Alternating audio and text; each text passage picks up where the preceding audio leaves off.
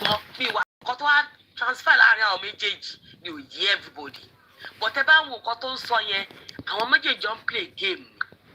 But for him láti wá kọ́ bọ́ sórí platform láti máa sọ̀rọ̀ yẹn, ibi torí òun ò ti pé nìyẹn, ṣọ̀rọ̀ mi yé yín. Ìṣe pé mo fi ń sọ ti pé mo ní kẹ́ calm down, ṣọ̀rọ̀ mi yé yín.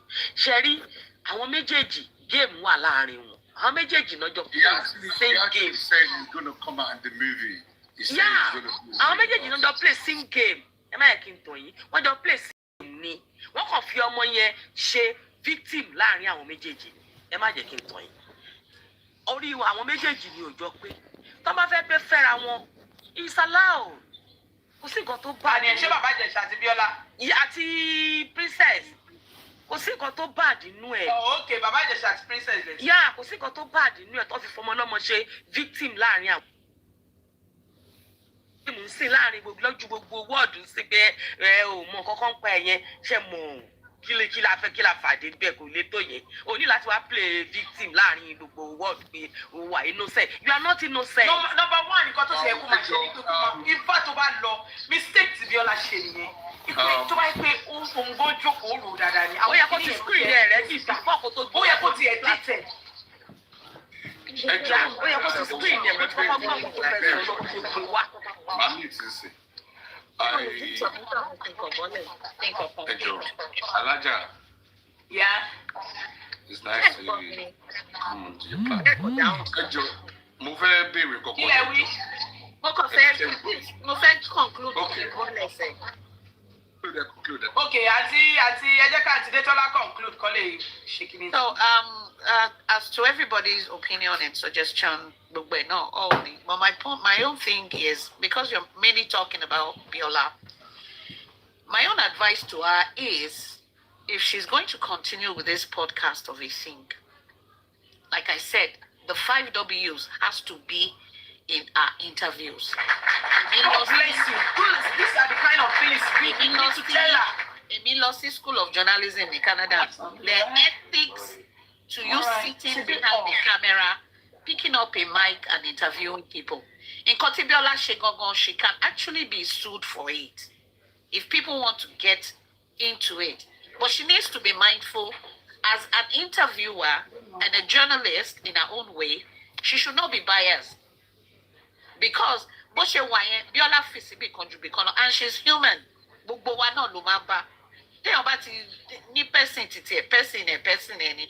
But sometimes you have to put your biased mind on one side. So that being said, Biola, yes, she has her own faults. She should try and rectify it. The so-called non-entity tó ń nọkó kiri pẹ̀lú àwọn èèyàn kó lọ jókòó jẹ́ síbì kan kó ṣọ́ ara ẹ̀. If not, ó lè lọ get back into ibi tó ti ń bọ̀. Ó lè lọ second term. Yes, because ibi tí system ti work nǹkan tó ṣe yẹn bó ṣe wà yẹn sìn ó drag kò understand ni ó drag àwọn èèyàn àwọn obìnrin tó ti ṣerú nǹkan tí ò dáa fún ó drag wọn jáde tó bá ní liver wọ́n máa Exactly, you are correct. Yes, wọ́n máa face ẹ̀ ó dẹ̀ máa go back. Ṣèbóhùn ni princess, ṣèbóhùn ni wíwà yẹn ti bọ́ta ẹ̀ sìn. Ipe ṣé ó rò pé àwọn stupid Ọlọ́run jẹ́ káwọn ọmọ wa pàdé irú àwọn lórí burúkú bíi ti èyí tí Omidina yìí ṣe. Ọlọ́run á kọ́ gbogbo wa mọ̀ ṣe àwa òbí náà ká dẹ̀ máa fojú sílẹ̀. Àǹtí tó sọ̀rọ̀ tó ń sin ẹ má bínú. She said something that is very vital. Nǹkan tó fi jẹ́ kí ọ̀rọ̀ yìí tó dé yẹn òun àti princess they have a game to play. Bóyá o ti lọ dé èèyàn kan sí princess náà princess is holding back at his own game. That's why they are dragging up the not set there up. Set náà bóyá kó sì ní sọ fún ẹ pé kórí ẹ pé ọmọ kékeré náà gbé tiẹ̀ owó ṣògbó bẹ̀bẹ̀ owó ojú ni mo ti ní kó tọwọ́ ọmọ ọbẹ̀ nu àrùn ojú ni pé o tọwọ́ bọ àrùn etí ni pé a gbọ́ bí tó ti bẹ̀bẹ̀ kó ṣe so you are at fault of what you've done. You are not justified in any way. Do you deserve a second chance? Yes, but your second chance is just maintain your lane and stay where you are and stop going about with all these women. God bless each and every one of us. Thank you. Thank you. These are the kind of advice we need to give Biola. I'm a social media now. I'm around video, the cut and join, whatever. I lè pick. But nígbà tó wá jẹ́ pé ká correct èèyàn tá sọ pé olórí burúkú ó lọ share ọmọ ẹ̀ bóyá ọmọ àlè ní ẹjọ́ ṣe mistake yẹn gangan báwo ló ṣe fẹ́ mọ̀. This is what I'm saying. I understand. I'm not saying don't go for pé into shame right. That's what I'm saying. God bless you, sis. Oh yeah, Mr. Starboy, you're killing. Yes, Starboy Senior. Oh yeah. Ekale. Era, sir. I greet everyone. Well, I'm not picking side. At all. I watched the interview. Before. Thank you very much. Before Baba Ijesha actually went to prison, I've actually not seen the video, but when it actually came out, when the interview, Go get mute. Check, Bob. Yeah, we can hear you very clear, live and clear. Yeah. Now, so there's a noise. So, like I've said, I'm not picking side at all. There's some couple of questions needs to be Baba Ijesha needs to be answered. I need that about movie book. I don't understand. Sorry about my Yoruba. I need that about movie or book after prison, whatever. Go straight to the point. There's some couple of questions Biola need to ask Baba Ijesha. And I kind of sense with Baba Ijesha, I'm so sorry, Baba Ijesha is actually listening to these broadcasts, whatever. He's not confident in him. He's listening to this. How do you know that? Okay, that's fine. Baba Ijesha is not actually confident. He's just shaky with his voice, and there's some couple of questions I need to throw at him. And when I actually sensed Bisola was not actually asking Baba Ijesha some certain question. Now, the part God bless you. You're right. When I clocked when Baba Ijesha was licking the video, how many minutes that Baba Ijesha was licking the person's hand? Like, Baba Ijesha, what are you doing for God's sake? Okay, fine. Who is there with you? At least you're actually a star, you're a movie star. Who do you actually bring along with you that actually can say, okay, Baba Ijesha, I was there, I was one of your crew member, all that kind of thing. So that place is actually up. And there was a time when Baba Ijesha was actually speaking about IYABO OJO. So Bisola could have shot Baba Ijesha up there that, listen, only IYABO OJO for more sure. In what kind of aspect is that? I don't understand. Baba Ijesha, please. I want to keep your lack of filter. Yeah, like what's that all about? Because it's not necessary. It's like you just bringing up another, dragging and all those nonsense. It's not necessary at all.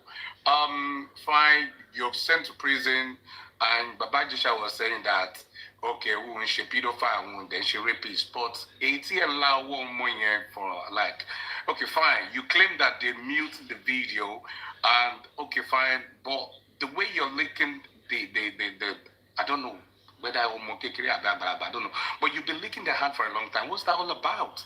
More confused. More very, very confused. No, Sherry, Starboy, convinced.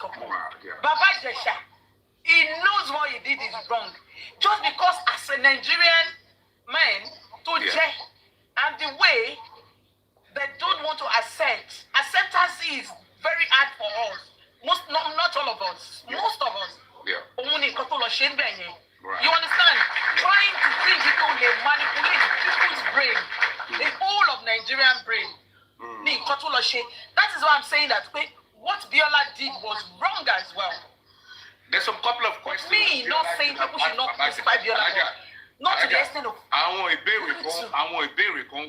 So yeah, Biola, like you grant an interview here with someone that they claim that he actually abused minor. There's some questions that you need to actually ask Baba Ijesha, because Baba Ijesha at the time he felt comfortable. And over video that he felt comfortable. He felt like he's in control. That Biola like over video that if everybody the Bible be by over video that he felt is in charge. You are not in charge. You just came out of jail, and the whole world want to know. Kilo gbeyin lo se won se lo to le se ki awon ọmọ Nigeria dariji kò sẹ́ni tó ní àṣìṣe, understand? Kò sẹ́ni tó ní àṣìṣe kọ́ ló ń dáríjì gbogbo wa. Even though Biola want to correct them, but you know what? Yeah. Don't say much. Most of of the things you want to be saying is begging people and apologizing. Right. Sharing, by doing that, even I want to share in the past. Tí wọ́n jáde tí wọ́n ní confidence àti jáde irú princess kan tó wá sókè sí mi mọ̀ bóyá irú wọn yẹn tí wọ́n yẹn sọ wípé he has done the same thing to our family 35 years ago. Wow. Irú woman yẹn ò ní bọ́ta wọ́n wò pé alájà ṣé woman yẹn náà wà. wọ́n bá gbọ́ bóyá ń plead wọ́n wò pé kí la fẹ́ ṣe ju ká foríjì lọ. But you pouring like the shit out of your mouth pé ẹ lọ bèrè gbogbo bí tí mo ti gbé ṣebí part of ibi tó ti gbé ni princess tó jáde yìí sìn. 35 years ago wọ́n ní sister wọn lẹ́yìn tó grab again. That one is wọ́n dẹ̀ ṣẹ́ lórí nídìílé yẹn ni. I'm sorry to say I've never met you and I don't think I want to meet you because with that interview that you're just talking blah blah you failed. To me, woefully. You failed. Every woefully entirely.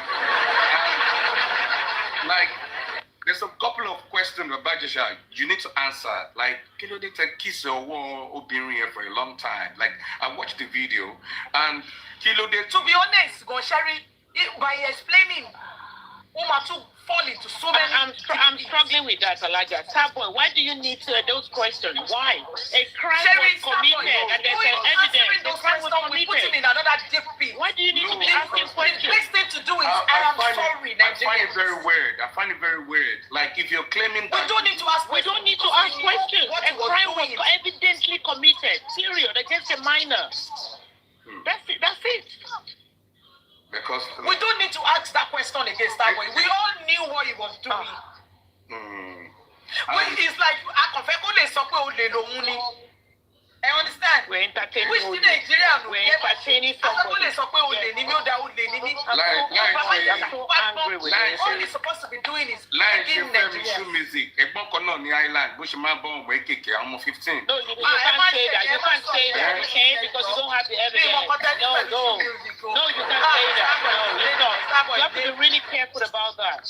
No, that's an allegation. No. Because I'm not like others, so you know even and something that nobody can back with evidence. I would not want anybody to come to my platform to come and say, except, and I know you have it. Don't put Elijah in that mess. No, don't put her in the mess. You understand? That's fine. Sister, I know. Don't put her in the mess. So enjoy to real long. Biola did wrong. Mistake, there's always a one mistake. There's always a one time to learn. I'm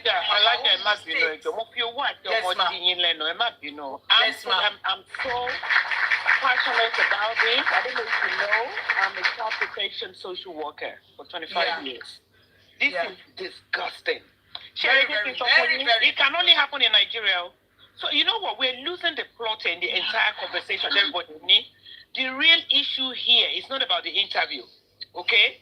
Not about the personalities, so why involved about the shoulder. The real issue here is a crime was committed against a child. Period. A child was committed against a child. Correct. You know what? Jerry, see how we never understand the definition of child abuse, sexual abuse. One more, action, Baba Jesha, is act. Honestly, you don't need to doubt it. You know why it's doing all this? You know what? Because system in Nigeria, soft landing. You know, only audacity, to wash shirts. Just because you have a big platform,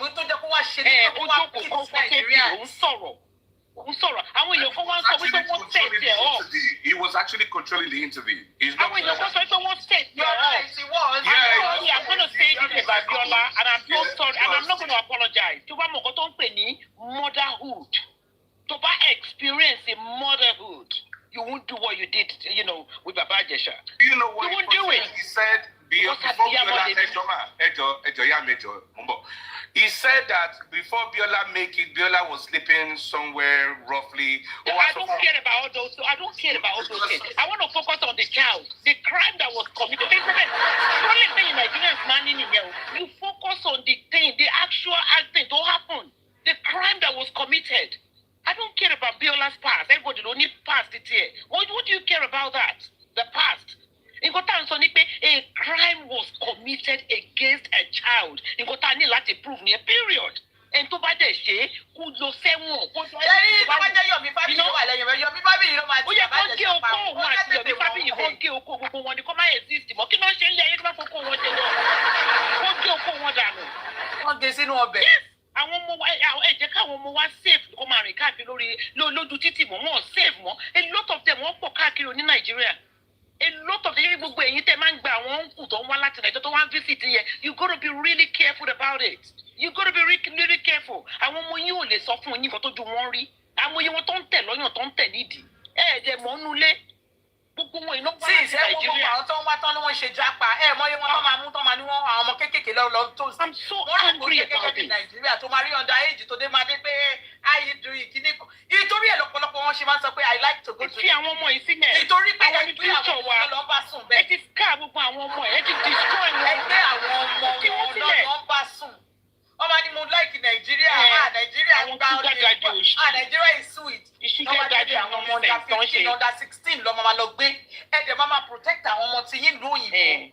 Some of you are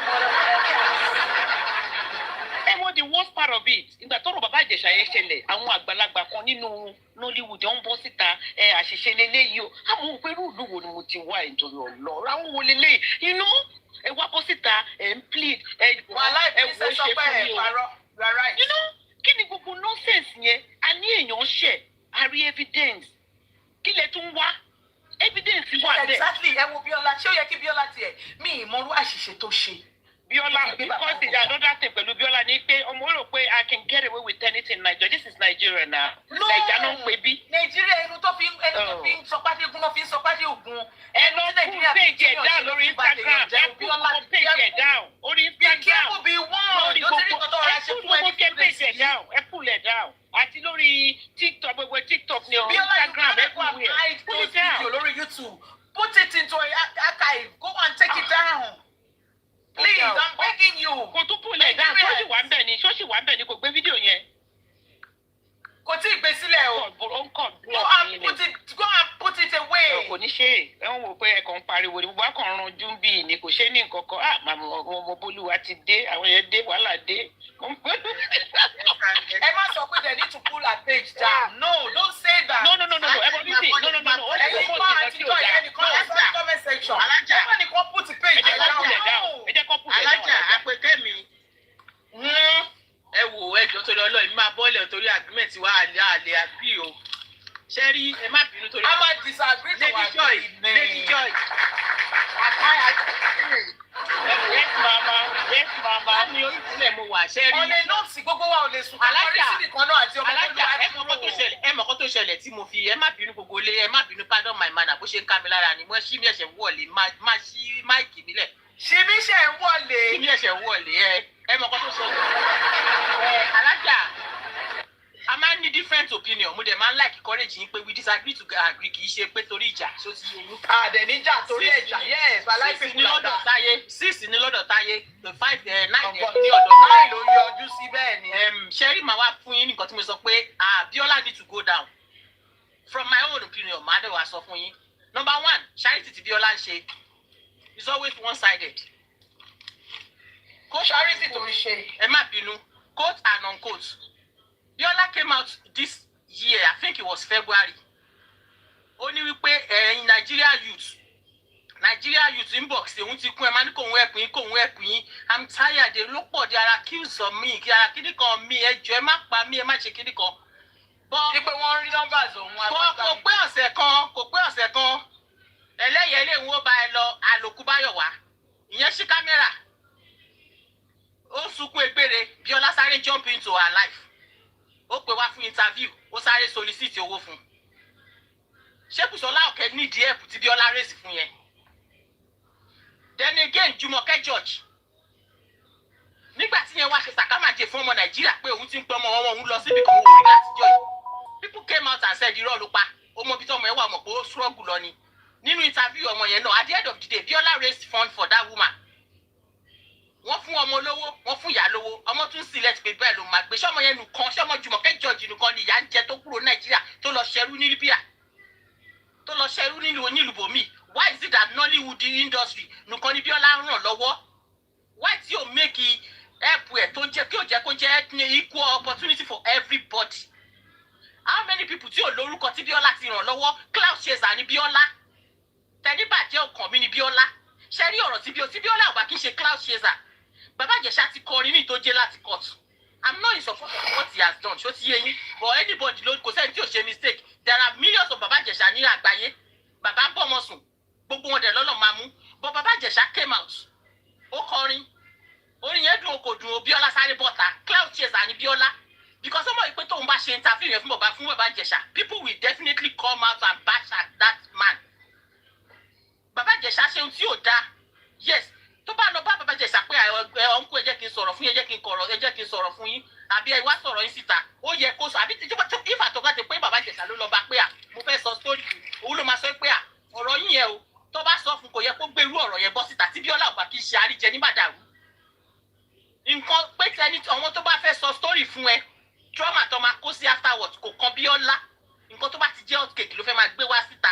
That is one of the reasons mo sọ pé Bíọ́lá need to go down. Our platform need to be flagged. Our opinion ti tèmi nìyẹn o, mi ní kẹ́yìn sọ bẹ́ẹ̀ o. But enough of Biola's rubbish. Enough of all our rubbish. Tẹnibàjẹ́ ọkàn mi ni Bíọ́lá promotes. Enough of our rubbish.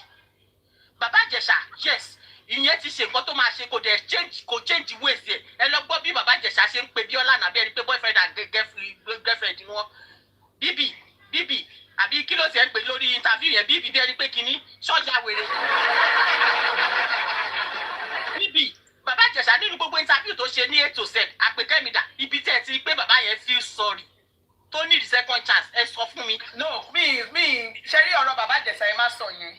Tí a bá rọ ìjọba tó wà lórí oyè kan tó bá ní kó mú kó ẹ̀kọ́ gé kó sínú kíní kó gé wẹ́wẹ́ kó fún àwọn kọ́kọ́dá ìkọ̀fì ìjẹ̀gàn ó wà òkè. Bàbá Ìjẹ̀ṣà àti tí àtàkọ́jú wọ́n mọ̀ pé tó ṣe ò dáa. Àtàdí tí àtàkọ́jú wọ́n mọ̀ pé tí Bíọ́lá ṣe ò dáa. Cursing ni mò ń sọ pé people go to extreme. I understand. Cursing náà. Àǹtí Ọmọbọ́lá mo fẹ́ bèrè kíní kan lọ́wọ́ yín. Nínú gbogbo àwọn help tí Bíọ́lá ṣe kò tí ì help outsider rí. Mélòó lẹ́mọ̀ tí ò ṣe ọmọ ilé ènìyàn tó pọ̀ tẹ́mọ̀? Tí ò ṣe ọmọ ilé ènìyàn tí ò ṣe well known person láàrin industry. Tí ò ń ṣe ara industry. Bẹ́ẹ̀ni. KMJL tẹ́ bá kọ nǹkan tẹ́ tún kọ yẹn tẹ́ bá kọ any derogatory comment mo máa mute yín torí mi ní block yín máa mute yín entire life ẹ̀ ní comment wẹ́ẹ̀kan máa lójú window ẹ̀ máa wòran ni ẹ máa gbé nílé wòran kí náà ti ń pè ní ẹ má hit comment ní gbogbo ẹ̀yà comment section. Sherry láyé we disagree to agree we cannot sleep níbi kan náà kakọrí síbi kan náà no we don't see things in the same way so do not abuse anybody because the same thing tí mò ń try láti sọ ni pé people can tell Bíọ́lá they can correct Bíọ́lá àti mo bọ́lúwa dúró mo ń bèrè question kan lọ́wọ́ yín mo ní there is so many people tí Bíọ́lá ti help tí wọ́n wá láti industry. He has. Yeah, okay. She has. I mean, sorry. There are so many. She has. Auntie Omoboluwado any suru. She has helped people. Tí wọ́n wá láti industry. Ṣé mo kọ́ tó máa ń ṣe Nigerians, and it's all of us, including me. We are brought up with emotions. We're brought up with emotions. That is the way we are brought up. We put emotions into every damn thing. Bíọ́lá did bad. Ní Nàìjíríà, tí èèyàn bá jalè, tó rob, wọ́n máa gbé wá, wọ́n máa interview ẹ̀. Let me take you back to the guy that was don't kidnap àwọn èèyàn ní Nàìjíríà. Wọ́n ti fún scholarship nísìn. Do you want to tell me, sí pé ẹ mọ iye èèyàn tí bọ̀bọ̀ yẹn gangan ti máa bench ní the process of wípé wọ́n kidnap àwọn èèyàn? Do you want to tell me, Evans, God bless you, Evans, do you want to tell me, me to Tibola Evans? Scholarship for what? Scholarship for Guinea. Share, but one for Evans because scholarship we pay one pardon. It's I know. Ìjọba ló ṣe yẹn. Why is she stone? Scholarship àbí amnesty ni wọ́n fún. Àbí amnesty, sorry. Wọ́n fún amnesty, wọ́n fún scholarship kó lọ university. Wọ́n ní kó lọ university kó lọ léèwé. Kó tún lọ méjèèjì lọ kó lọ recruit àwọn èèyàn sí apààyàn nínú uni. Yes. Did you not see it? Was it not in the news? Wow. I'm hearing this. Àwọn èèyàn wa kí lè tarí báyìí. I'm hearing this. But it's because Auntie Moboli wa do ejeje kin sọ̀rọ̀. It's because we are born with emotions. Biola did wrong. Auntie Moboli wa do. There's no two ways to moje be she for. Biola did wrong. Biola did wrong. But do you know that your platform, you can tell her from your platform the wrong she did. With your people, you can let Biola know. But look, listen, we love you. But over share you. Not people cursing. People that are cursing Biola, any call of story family.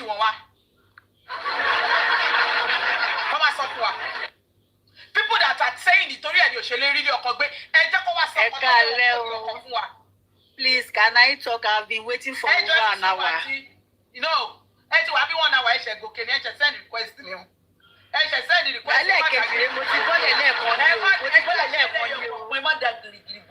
Motibole àti gbàtà mo ma start wa bi ni mo ti wà ní o. Ṣó ti yé yín? The government ìlú tá wà. Èèyàn mọye èèyàn tó ti palẹ́kún, mọye ẹ̀mí tí Evans ti gbà, tí ìdílé yẹn ò gbérí mọ́. Come on, my people. Nobody go against that. If we can face it, but you did wrong. Níjọba wọ́n dẹ̀ ṣerú nǹkan bẹ́ẹ̀, èèyàn tó ṣàdúrú nǹkan báyìí, ẹ̀jẹ̀ tún lè free ẹ̀. Ẹ fún ní amnesty. What are you guys thinking? Come on. Ẹlẹ́rọ Biola, man. She's human. She can make mistakes.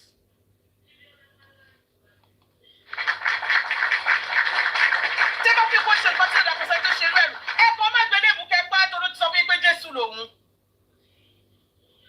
Ìjọba àlùtà àjọ wa ló ṣerú yẹn pẹ̀lú Evans. What are we now talking about? Àwọn èèyàn sọ pé àwọn actress ń jáde tí bàbá ti ṣẹlẹ̀. Okay, let's put it, actress ni ó wá ń gbà àwọn actress ẹgbẹ́ wa. What is wrong in that? Tó bá gbé wá sọ́dọ̀ yìí tó jẹ́ public individual báyìí tá a jọ ń sọ̀rọ̀ bí èmi àti yín wá ní kí ni ẹ̀rí àpèkẹ́ àwọn actress yẹn nìkan ló máa ń gbé wá àwọn chicken kan nìyẹn. Let's accept our system has failed us. Let's nail it into the system. Let us nail it to the system that we all are. In our face, they come to rub Evans in our face. None of you crucified God Tinubu. None of us crucified Tinubu for that. God bless you too, Meje. None of us. I'm not me neither to confirm anything. Evans, hello, story and that. Evans, the same Evans. So who is Biola that cannot make mistake? That is why she has to calm down. That is why they have to pull her peg down. Go ahead. Come on.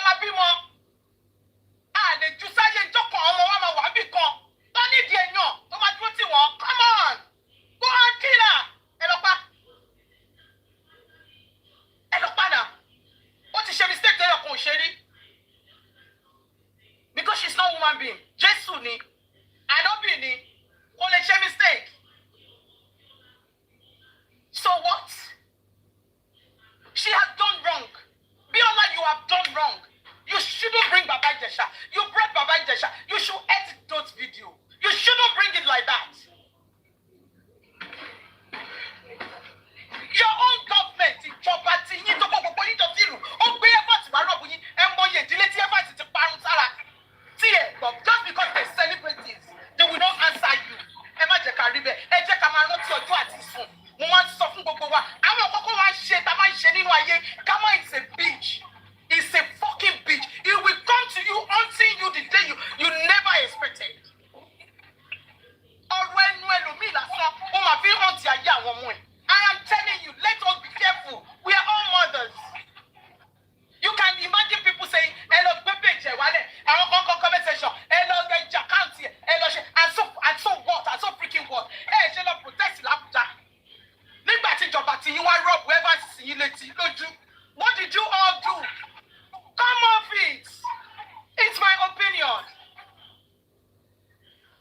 Ẹ mọ iye ìdílé tí Evans ti pa ni. Ẹ mọ iye ìdílé tí Evans ò jẹ́ gbérí mọ́. Ẹ mọ iye ìdílé tí wọ́n jẹ́ ọmọ olóko nínú ilé wọn. Tí Evans dẹ̀ parun, tí wọ́n lágbára, tí wọ́n léèyàn, tí wọ́n mọ̀yàn, tí wọ́n lè wá síta. Kí la wá sọ?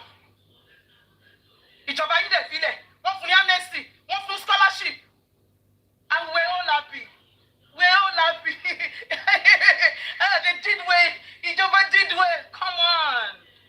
Let's stop it. We're all brought with emotions. But about it dàgbà the stage kan, ẹ jẹ́ ká máa change mindset wa. Let's change our mindset. Biola did wrong. All shade of wrong because Biola ṣe. Ó ṣe mistake. Ẹ mú kẹ́lọ́ kan má gbélébù Jésù ni. Àǹtí ẹ̀ sọ̀rọ̀ yóò jèrè. Ẹ ṣe sáàmà lè fún àrájà. Ẹ kalẹ̀. Ṣé rí ọ̀nà tí mo fẹ́ ti pín àwọn ọ̀rọ̀ yìí ó pọ̀. Àkọ́kọ́ ni wípé a dúpẹ́ fún social media but bó ṣe ní bó ṣe dá náà ló níbi tó kù sí. Torí pé as a trained broadcaster myself, ìgbà tí a bá lọ sí school, nígbà tá a lọ sí school, wọ́n máa kọ́ wa. Báyìí ló ṣe máa béèrè ìbéèrè. Irú ìbéèrè báyìí ló máa béèrè. Àmọ́ interview wà fún ìdí mẹ́rin. Gbogbo èyí tẹ́ ẹ ṣàdúrà fún mi, àmì Ọlọ́run. Gbogbo èyí tẹ́ ẹ ṣe kejì tẹ́ wà lọ́pàá ìtẹ́bí tẹ́ ẹ ṣe pé fún mi. Ẹgbẹ́ kò tó ọ̀tá jìn. Tó ẹ̀gàgà tó bá ti bímọ, jẹ́ kó dínkù dáadáa o. Jẹ́ kí kò tó táyà jìbì. Ìwọ òpònú máa jí sí tọmọtọmọ ni. Ṣé ìfọ̀ kí n ṣe? Ajé màmí. Àwọn ọ̀tẹ̀lẹ̀ ọ̀rọ̀ ni. Tó bá jẹ́ wípé ó ń sọ̀rọ̀ dáadáa, tẹ́kí bá jẹ̀ṣà sọ̀rọ̀ dáadáa nípa Ìyábọ̀ Òjó ni. What is wrong with you guys? She made mistake. Biola made mistake. Alájà, see, it's not that Biola make mistake. Ṣẹ́rí ìdí mẹ́rin la fi ń ṣe interview. Bó ṣe kọ́ wa ní broadcasting school. Àkọ́kọ́ ni wípé to say the truth. Hey, she must go down. Tó bá go down, kí lè fẹ́ gbà ó dowó sínú àkáǹtì yín, right? Ó máa di dọ́là sínú àkáǹtì wọn ni. Right? You're gonna get money for that. And they will clap for you. We will stand up for all of you. Then we will give you a round of applause. Put you come on. I don't want to abuse anybody. Ẹ máa sọ̀rọ̀ yín lọ jèrè. Ìdí mẹ́rin la fi ń ṣe interview. Àwọn èèyàn kàn sọ pé Biola ṣe mistake. Màá yànnà nínú ẹ̀ fún yín ìdí tó fi jẹ́ mistake. But torí pé we are Nigerians here, we are so emotional. Tó bá jẹ́ pé BBC ìlú òyìnbó ló interview Biola ló interview Bàbá Ìjẹ̀ṣà ẹ̀ ní sọ fún wọn pọ́n ṣe mistake. Ìdí mẹ́rin la fi ń ṣe interview. I am a broadcaster. I am a certified broadcaster and I went to school. I am a journalist and I am also a broadcaster. Ìdí mẹ́rin ni wọ́n fi ń ṣe interview. Ìdí àkọ́kọ́ ni pé to say the truth. Ìdí ẹ̀kejì to promote. Ìdí ẹ̀kẹta to defend. Ìdí ẹ̀kẹrin to propagate. Ìdí mẹ́rin tá a fi ń ṣe interview nìyẹn. Ìyà tí o bá wá fẹ́ mú lápá ibẹ̀, ó lè lọ fún mi ní ìfẹ̀sì tó débẹ̀ kó sọ pé ẹ ti gbàgbé ẹ wò pé èmi tí mò ń sọ̀rọ̀ yìí o, bẹ́ẹ̀ ṣe wò mí èmi ni most beautiful girl ní Nàìjíríà o. Èmi láyé mi dájú o, mo wá promote ara mi ni. It is what interview is for. Mo lè débẹ̀ kí n sọ pé káwọn èèyàn rí mi kí n gbé ẹran lọ́jà báyìí kọ́ rí mi nígbà tí mo gbẹ́ran lọ́jà kí n wá débẹ̀ kí ni èmi mà kọ́ mo gbé wọ́n daṣọ bò mí lójú ni mo wá defend ara mi ni. It is part of interview. Ṣọ́rọ̀ mi yé yín. Bọ̀ nítorí pé àmọ́ Biola gẹ́gẹ́ bí. Asiri, let me follow you back so that we can. Yeah, all right then, all right. No problem. Nítorí pé àmọ́ Biola gẹ́gẹ́ bí òṣèré. Òun ni gbogbo wa ṣe lè sọ pé she made a mistake because we are Nigerians and we are emotional. but mo fẹ́ kí gbogbo wa ká mọ̀ wípé interviews are for 4 reasons. As a broadcaster, I'm telling you for free. We don't have to fight. We don't have to gbogbo wa lè rí nǹkan kan from the same view. Sherry says, intentionally, má gbé lọ sí pé ọ̀rọ̀ lóyìnbó. They know that I don't live in Nigeria. They will all attack me pé because ìlú òyìnbó ló wà ní ló ṣe ń sọ bẹ́ẹ̀. But I have given them just one tips out of 100. Let them answer that question. Ìjọba yín ló ṣe, kí lẹ ṣe fún? Kí lẹ ṣe fún ìjọba tó ṣe? So you have to know that Biola lè kọ ìyà kan every interviewer have an agenda. Ṣẹ́rí bí ẹ ṣe wò pé tẹ bá ṣí sí CNN, wọ́n sọ the same news. Tẹ bá ṣí sí Fox, wọ́n sọ the same news, but from different points of view. That is just what Biola did. She understand. You don't need to bring a platform down. You can agree, you can disagree, but it is part of the news circle. I am a broadcaster. It is what I went to do, and it's what I've been doing for the past 15 years. God bless you for your point. Man. God, that clap was for you. God Yes, bless man. you for those points. Shetiri is because Yes, the way man. we are brought up. I said, we're all brought up with emotions. Yeah, if you are, we are emergency. At our top, emergency. Shall you understand? But let's all remember, we are all humans. Yeah. A lot of them can think they should think. It takes a very intelligent person to think they should think. I understand, because you actually think out of the box. I understand. Okay, these are the reason we do interviews and all that. Okay, why saying he must go down? We must bring our bed down. We need that from where? We need shaking it. Come on. Okay, ó ń ṣoore fáránú industry nìkan. Àwọn tó ń ṣoore fún wọn kì í ṣe gì. You get. Only my industry nìkan náà. Nítorí pé Ọlọ́run jẹ́ èèyàn gangan. Ọlọ́run jẹ́ èèyàn gangan. Ó ní òun bàjẹ́. Mo fẹ́ sọ Now nìyẹn let's màmí. go to Baba Ijesha. Let's go to Baba Ijesha issue. Yorùbá dùn lè Let's ṣe go to Baba Ijesha issue. Àwọn alájà Ominú máa ń kan mí. Happy birthday, sis. Ominú ń kan mí, like I am so sad when I see Baba Ijesha women who's done a very wrong thing. He's come done out to terrible defend thing. this man that has done terrible thing. Ẹni tó bá mọ Mama Esabod ní 2017, ayé ìgbà yẹn TikTok kò tíì dé, Instagram kò tíì lálẹ̀, Facebook là ń jẹ. Ẹnu Mama Esabod ni mo ti kọ́kọ́ gbọ́ ní 2017 ipe pedophile ni Baba Ijesha. And she gave 3 instances. It was on her blog that time, 2017. Now, ọjọ́ tí mo kọ́kọ́ rí fídíò yẹn, ìdí tí mo ṣe gbàgbọ́ straight ni pé ní 2017, Mama Esabod sọ àwọn ọ̀rọ̀ kan pé ihun tí Baba Ijesha sọ rèé lẹ́sẹ̀kẹsẹ̀ tí wọ́n mú pé ẹjọ́ iṣẹ́ ayé ni wọ́n ń ṣe mí ni ó ti pẹ́ tó ti ń dà mí láàmú. It was the same sentence. He said nínú fídíò Baba táwọn princess record yẹn. Nǹkan tí wọ́n sọ fún mi pé ó ṣe ní 2017. Tí mi ò tí Baba Ijesha and I are colleagues too. He works in my radio station. Ẹ̀dùn náà He used to work in my radio ṣé station. tó bá mú àwọn olè amrọ̀bà tó pààyàn ní Nàìjíríà kí ló máa ń ṣe fún wọn? Wọ́n máa parade wọn máa interview wọn. Tí kí ló ń fẹ́ lè ta dárúkọ tó ń sìn tí wọ́n fún ní amnesty tó fún ní kínní ẹjọ́ àwọn wo ló ṣe? Ẹ má máa ṣe bẹ́ẹ̀, ẹ máa jẹ́ ká máa rántí àtìbọ̀tán. Èmi máa rántí ọ̀pọ̀lọpọ̀ yín nítorí ẹ̀rọ máa ní àwọn ọmọ yín máa débì kan ẹ máa ní wọn pàdé aláàánú wọn ṣe kínní kan àwọn ọ̀rọ̀ ẹnu yín ẹ ti fi kó bára yín o ẹ nítorí pé ẹ wà lórí social media mo fẹ́ kéde ìjọ ìwọ tó o bá láìkì tí mo ń ṣe tó fi pé bí mo ṣe ń sọ yìí ò láìkì ọmọ ìyá mi tètè hàn fọ́lù mi. To round it up, Malaja, to round my point up, to round my point up, please, to round my point up is that mo fẹ́ kí gbogbo wa mọ̀ ìpè níṣẹ́rí we cannot all agree. Our point of view We is disagree different. to agree. And that is why the social media is very, very fast. Very fast. Bá ṣe ń sọ̀rọ̀ bíbá yìí. Bá ṣe ń sọ̀rọ̀ bíbá yìí. Kí lorúkọ bọ̀bọ̀ yẹn ní amnesty tó fún ní amnesty kí ni ìjọba kí ni ẹ mọ èèyàn tí ilé tó ti parun ni tí bọ̀bọ̀ yẹn parun. Tẹ́rí bí Alájà ṣe ń sọ̀rọ̀ bíbá yìí. Bẹ́ẹ̀ náà ni. Ẹ mọ iye ilé tí Evans parun tí ò gbérí mọ́ dọ̀la. Ẹ mọ iye fámìlì tí ò lè wá ta tí Evans ti pa tó jẹ́ pé ọ̀rọ̀ bóyá pa ọmọ wọn àbó pa olórí ẹbí breadwinner wọn ló pa ìyá ló pa bàbá ló pa àwọn àbúrò tó ṣe kò ń gé aburú. ẹni tó sọ yín pé you will be cancelled yẹn ṣe rí èèyàn kan ló ṣe interview P Daddy èèyàn kan ló ṣe interview R Kelly bó ṣe wà guilty tó. That is what the news is for. No matter how guilty you are, there will be somebody that will give you a platform to come and talk. It is the truth. There is going to be somebody that will give you a platform now. Then you ever tell what she report. Your point is to bring. Okay, she bá wọn ti wá sórí page mi sin pé no Biola ewu bàtà tí Adetola sọ̀rọ̀. And Adetola said so many things Biola did wrong. She should have used this www1. You know, instead of saying, oh, she must come down here. Oh my God, ó gbọ́dọ̀ wálẹ̀ ní ẹjọ́ tó bá wá wálẹ̀. Kí lẹ fẹ́ gbà ńbẹ̀? Exactly. Àti wípé àbí ẹ̀yin máa wá bọ́ sí space ẹ̀yẹn or what?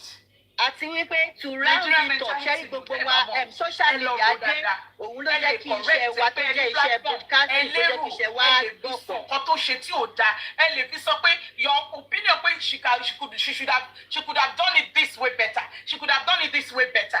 Not saying. Ìyá ẹjọ́ mo fẹ́ bẹ̀ gbogbo wa ta máa ń tan kámẹ́rà. Apologize fún àwọn ọmọ yín tẹ́ bá ṣẹ̀wọ̀n nítorí ẹ̀ lè ṣe máa ní stupid opinion lórí àwọn ọmọ ọlọ́mọ ń ta bí bẹ́ẹ̀ ilẹ̀ bí wọn. Kẹ́rí gbogbo wa ta bá ní ta máa ń tan fóònù wa ta máa ń ṣe live ta máa ń ṣe interview because I want to beg us. Íńtánẹ́ẹ̀tì dé níṣẹ́ títí wa ló gbọ̀pọ̀. Ṣẹ́rí ìkànnìyàn máa sọ tẹ́ pé àwọn tó máa sọ kò ní bá lára mu you know tí àwọn tí wọ́n fẹ́ mú Bíọ́lá wálẹ̀ tí wọ́n bá pọ̀ ju àwa ta ròyìn pé it is just life wà lọ unfortunately our platform will go for it and that is why all of us tá à ń sọ̀rọ̀ we have to have a form of training in the broadcasting field know how to ask questions maximum of communication is very very important. We need to know maximum of communication. We need to know the why that we need to ask when we are doing interview and when we are talking. Most of our people feel allegedly níwájú ọ̀rọ̀ àti jẹlọtán. Ní abẹ́ òfin àárín ìjẹlọtán dábàá fi allegedly níwájú ọ̀rọ̀. So I beg all of us, let us calm down. If you don't like Alaja's opinion, you can also go to another platform that they are supporting what you are supporting. Ayé ò le tó yẹn. You don't have to know. There are so many platforms talking about this thing right now. So right now, right now, platform tó sọ the same topic right now 1 to 10. Tí ó bá jù bẹ́ẹ̀ lọ, ẹ máa rí kan tó máa support you. Tẹ́yìn láìpẹ́. Ṣé tí wọ́n ní pẹ̀lú wọn lórí áàpì? Bẹ́ẹ̀ ṣe bó máa ṣe sọ̀rọ̀ yìí sìn, wọ́n lè máa lọ gbé ìyá wọn ṣépè. Ẹ mọ̀ pé wọn ò ní join wọn wá láti ilé eré òbí rẹ̀ ò tọ́ wọn nítorí everybody with their own opinion. I said pé a ní ìdàtí ṣépè fún ó kí ó ṣe nǹkan tí ò dáa a fi pé bó ṣe sọ nítorí pé ẹlẹ́ran ara ni gbogbo abí wọn ṣọ́ lè ṣe fọ́ọ̀mù ẹ̀ but you don't need to say ó gbọ́dọ̀ gbọ́dọ̀ àwọn gbọ́dọ̀ ṣe ọmọ ẹ̀kẹ́ kọ́ọ̀sì ẹ̀kẹ́ ṣe kíní opinion mi ni. Kò necessary iṣẹ́ tíyàn ṣe is like kéèyàn bá kú sí hospital èèyàn kan sìn kábẹ́ẹ̀sì ní ṣépè fún dókítà yẹn gbogbo ẹni tí dókítà bá tìrìtì kan ló máa yè gbogbo ẹni tí dókítà bá tìrìtì kan ló máa yè gbogbo ẹni tó bá gbóyún lọ hospital kan ló máa jáde pẹ̀lú ọmọ. You just have to realize that it is life. It is not fair, yes. It is not fair, but then it is life. Ẹ jọ̀ọ́, we do not have to curse her. We can tell her like Balaja ṣe sọ tó bá ti lérò 1,000 wọ́n náà tó kámẹ́rà. You can tell her how you feel, what you feel. Tell her how you feel. You can tell her that, but we don't need to pull her down. And tó ṣe nǹkan tó dùn yàn lénìí, ó lè ṣe nǹkan tó máa dùn yàn lọ́la. Ẹlẹ́lòmíì, á gbé bàbá ọmọ ẹ̀ wá ṣépè fún, á gbé ìyá ọmọ ẹ̀ wá ṣépè fún. Ó dẹ̀ ti gbàgbé pé ẹ̀jẹ̀ lágbára láyé yìí. Ẹ wá dàgbà. Àwọn ọmọ yẹn wọ́n wá máa rí ṣòro nú ayé. Gbogbo bí tá bá dé tí pásítọ̀ bá ń gbà fún wọn á ní ọwọ́ òbí ẹ̀ ló ń bá ń bẹ̀ èpè ìbí. Ẹ̀yin èèyàn yìí ẹ fi tó kúrò lórí láàbù yìí o. Can I say something? Nítorí ẹ̀ lọ́pọ̀lọpọ̀ Okay, thank you Alaja for giving me your platform to talk. Any nice day. Thank you so much. Thank you, Sister Torera. Thank you very much. Thank you. Ta ló tún fẹ́ bá wa sọ̀rọ̀? Can I say something?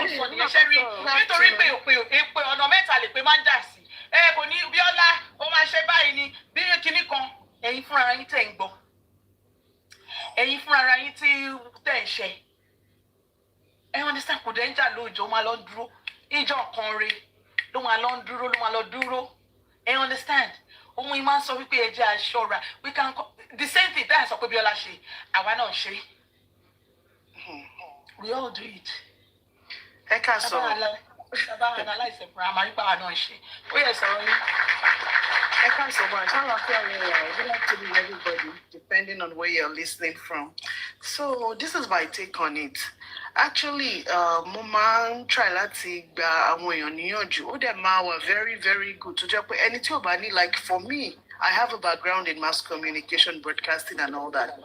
So anybody tó bá fẹ́ máa ṣe sọ̀rọ̀sọ̀rọ̀, àbò fẹ́ máa ṣe interview or anything like what Biola does, mo feel pé ó yẹ kó máa try láti ní a form of education, whether formal or informal. Kó tiẹ̀ try láti learn the ethics of the profession. It's very important.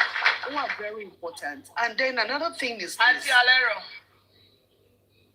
Another thing is Ẹ máa this. sọ̀rọ̀ yín lọ sí. Another thing is this. A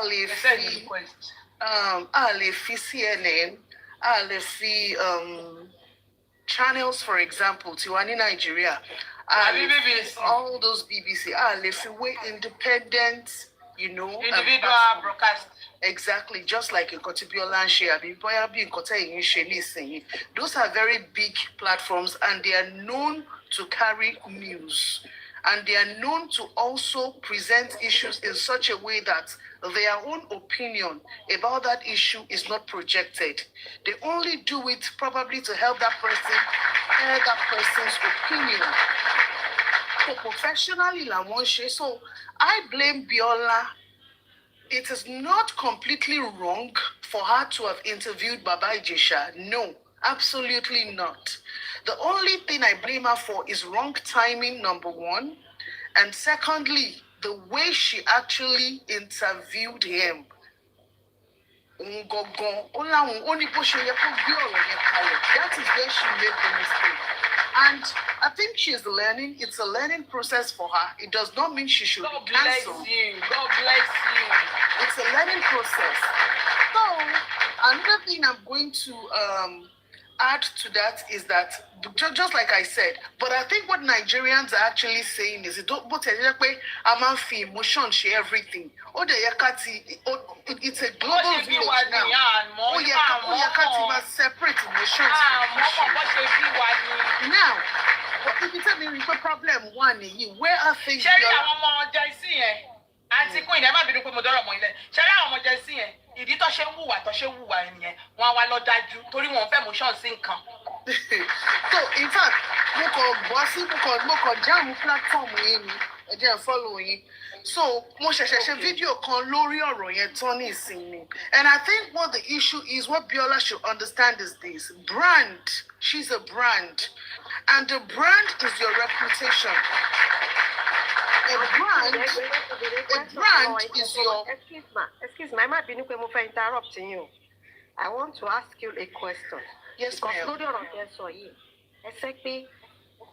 Right time from Biola. And this will reject you, so me also that I ask a question so that I mean back with train of thought.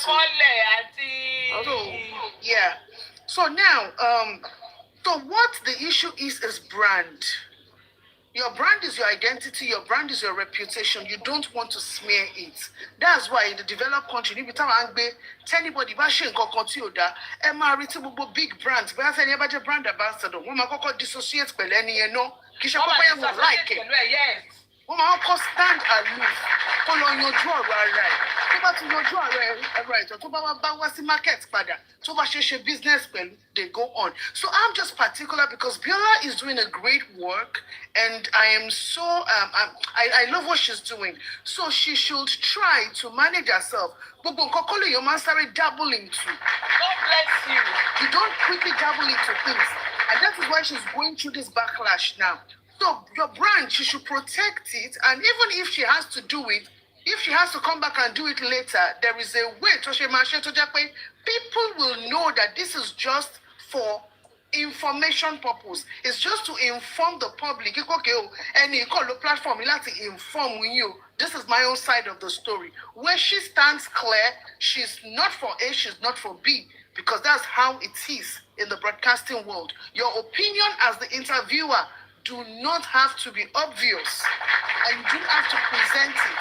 And it's also to save you because until now when you're to grant interview, wọ́n kọ́ wa ní school ni, o lè lọ máa ṣerú nǹkan báyẹn kó lọ máa jẹ́ kó opinion ẹ mọ̀. Wọ́n lè wá dé ẹ lọ́nà kan pa ẹ́ àbí kán ṣe nǹkan kan tí ò dáa fún ẹ, àwọn tí inú wọn ò dùn sí. So that is why you need to be neutral. That is the only thing tí mo rí nípa nǹkan tí Bíọ́lá ṣe. But I also feel she's learning. Kọ́ dẹ̀ fún ní grace. But actually, she should have hold on there.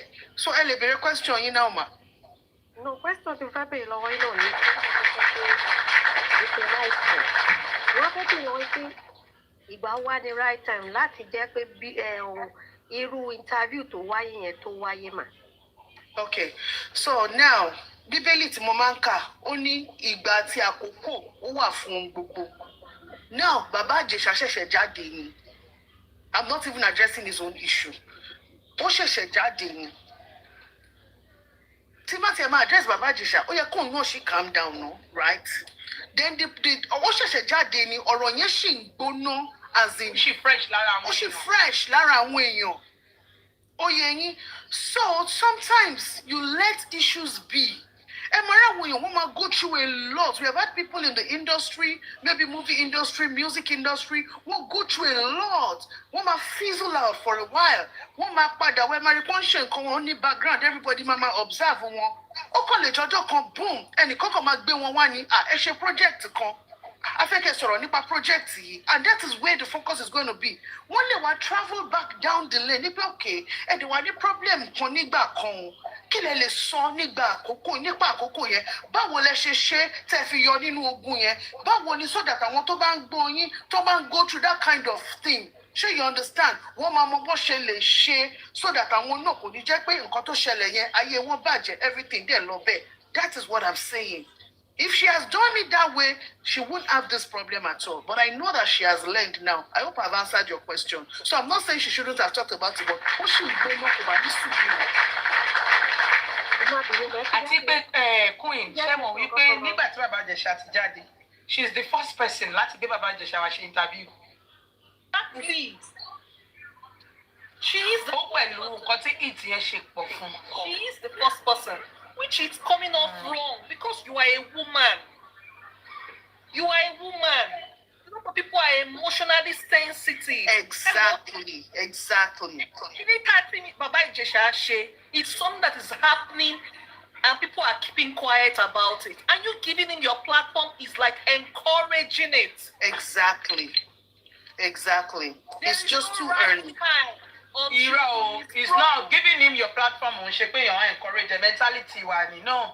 No, my. TVBC no you go by interview èèyàn. Ṣé ma sọ pé no, it's not. I know It's not. It's our mentality. I know she is not It's not. intentionally doing it that way, but that is how it is coming off. Àgbékalẹ̀ yẹn ló wrong. That is what we are trying. That is it. Àgbékalẹ̀ completely everything. Bó ṣe interview everything Baba Ìjẹ̀ṣà said, ó trigger àwọn èèyàn. Ó trigger the anger in people. Even àwọn tó ti ṣe fún ti pẹ́. Ṣebí olórí burúkú ni Baba Ìjẹ̀ṣà yẹn o. Wọ́n kún máa pẹ́ ni o Baba Ìjẹ̀ṣà. Báwo bá àwọn adébáyé kí ó lálẹ̀ kó máa wá àwọn wèrè tẹ́jọ́ máa ṣe kíní yín síwájú o. Àwọn ọlọ́mọ lẹ̀. Madam, okay, àwọn kan náà ti come out. Èèyàn kan ti wá sí platform mi tí bá ti ṣe tán sí máa da gbogbo fídíò ẹ̀ mú record gbogbo ẹ̀. Wọ́n ní kí n ṣe pé Bàbá Ìjẹ̀ṣà sọ pé ibi tó ń gbé kọ́lọ̀ bèrè gbogbo ibi tó ń gbé. Wọ́n ló ti ṣe fọ́mọ kan 35 lady kan 35 years ago. The lady is 53 now. Yes. Ẹni yẹn family yẹn kẹ̀lé wọ́n ràn Bàbá Ìjẹ̀ṣà lọ́wọ́ ni. Ó ṣe fún ọmọ obìnrin yẹn when she was 15 years old. Ọ̀rọ̀ Bàbá Ìjẹ̀ṣà ń ṣojú lásán o, wọ́n ń tẹ̀lé ni o. People are now going to come out. Show Bàbá Ìjẹ̀ṣà pé ni who are your advisers? Ó fi bọ́ síta again, ẹ̀yin ò rí pé sẹ́yìn ò ẹ̀ fojú kíní wò O ni. feel sober, o feel emotion, o sọ jágbàjàgbà lẹ́nu. Ó ti wò pé bóyá kò wá bá pọ́pìkì ò wá fún òun ní sympathy. Ẹ ò mọ̀ pé ó dámèjì ara ẹ̀ ni ó tún wá padà. Ṣé ti rí, ó tún wá wọ̀ sí láìfọ ara ẹ̀ ní báyìí torí wo sympathy kankan ò sí fún ẹ crucify, ó máa crucify ẹ pa ni náà. Nǹkan tó mọ̀ ọ́ bínú sí Bíọ́lá ni wípé they believe you are a woman. Encourage it. Àwọn tó ń Nígbà tí mi rí fídíò ọ̀hún, I was angry. Later I now saw someone's comment that said he needs to speak his own part. Yes, but not your page. whose page ló máa jẹ́ èèyàn kan náà ló máa fún page. Ṣé mọ̀ pé Yínká Ayéfẹ́lẹ́ bàbá wa Yínká Ayéfẹ́lẹ́ àwọn náà ti interview. Àwọn èèyàn ti sọ ṣẹ́rí Bíọ́lá ó pẹ̀lú pé we can say more Bíọ́lá is more of a charity page. Yes. Biola's page.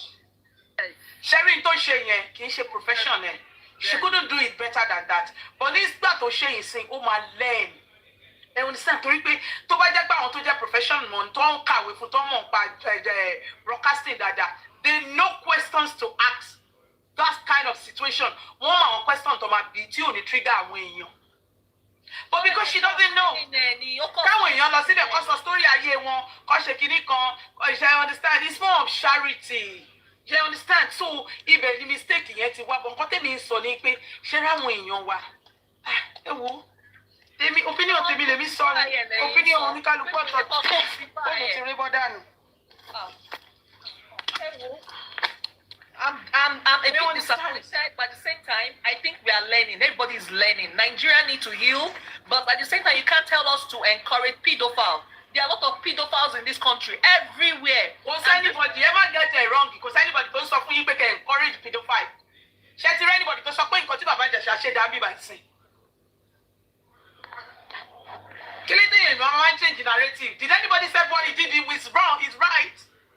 Has anybody said that on this platform? I think Anisuru Cecily. I think what the host is trying to say is this: we cannot throw away the bath and throw away the baby with it or whatever. I don't know how that adage goes, but in Cotton trial artist Sonny Wikwe. Yes, Biola did something that is not pleasant in the eyes of people. But that doesn't mean Biola is now a bad person. She just made a mistake like anyone could have made a mistake. I'm sure wherever she is now, she's seeing it probably in a better light. So we don't have to condemn our sister because she made this mistake. She has done 99 good things. If she has done one thing that is bad, we cannot throw her away because of that. So I think that is it. And then we should be less emotional. Less emotional. So that Amali approach issues that is just, that's what too emotional, Jew. And nobody is saying Baba Jesha is right. You can see I'm doing God bless you. Yes, God bless you. Exactly. Sharing our people have problem of even everybody understand. Our people have problem. Thank you. You can't throw away. Thank you. Hear me out, TV. You cannot throw away the baby with the bath. Yes, that's it. So.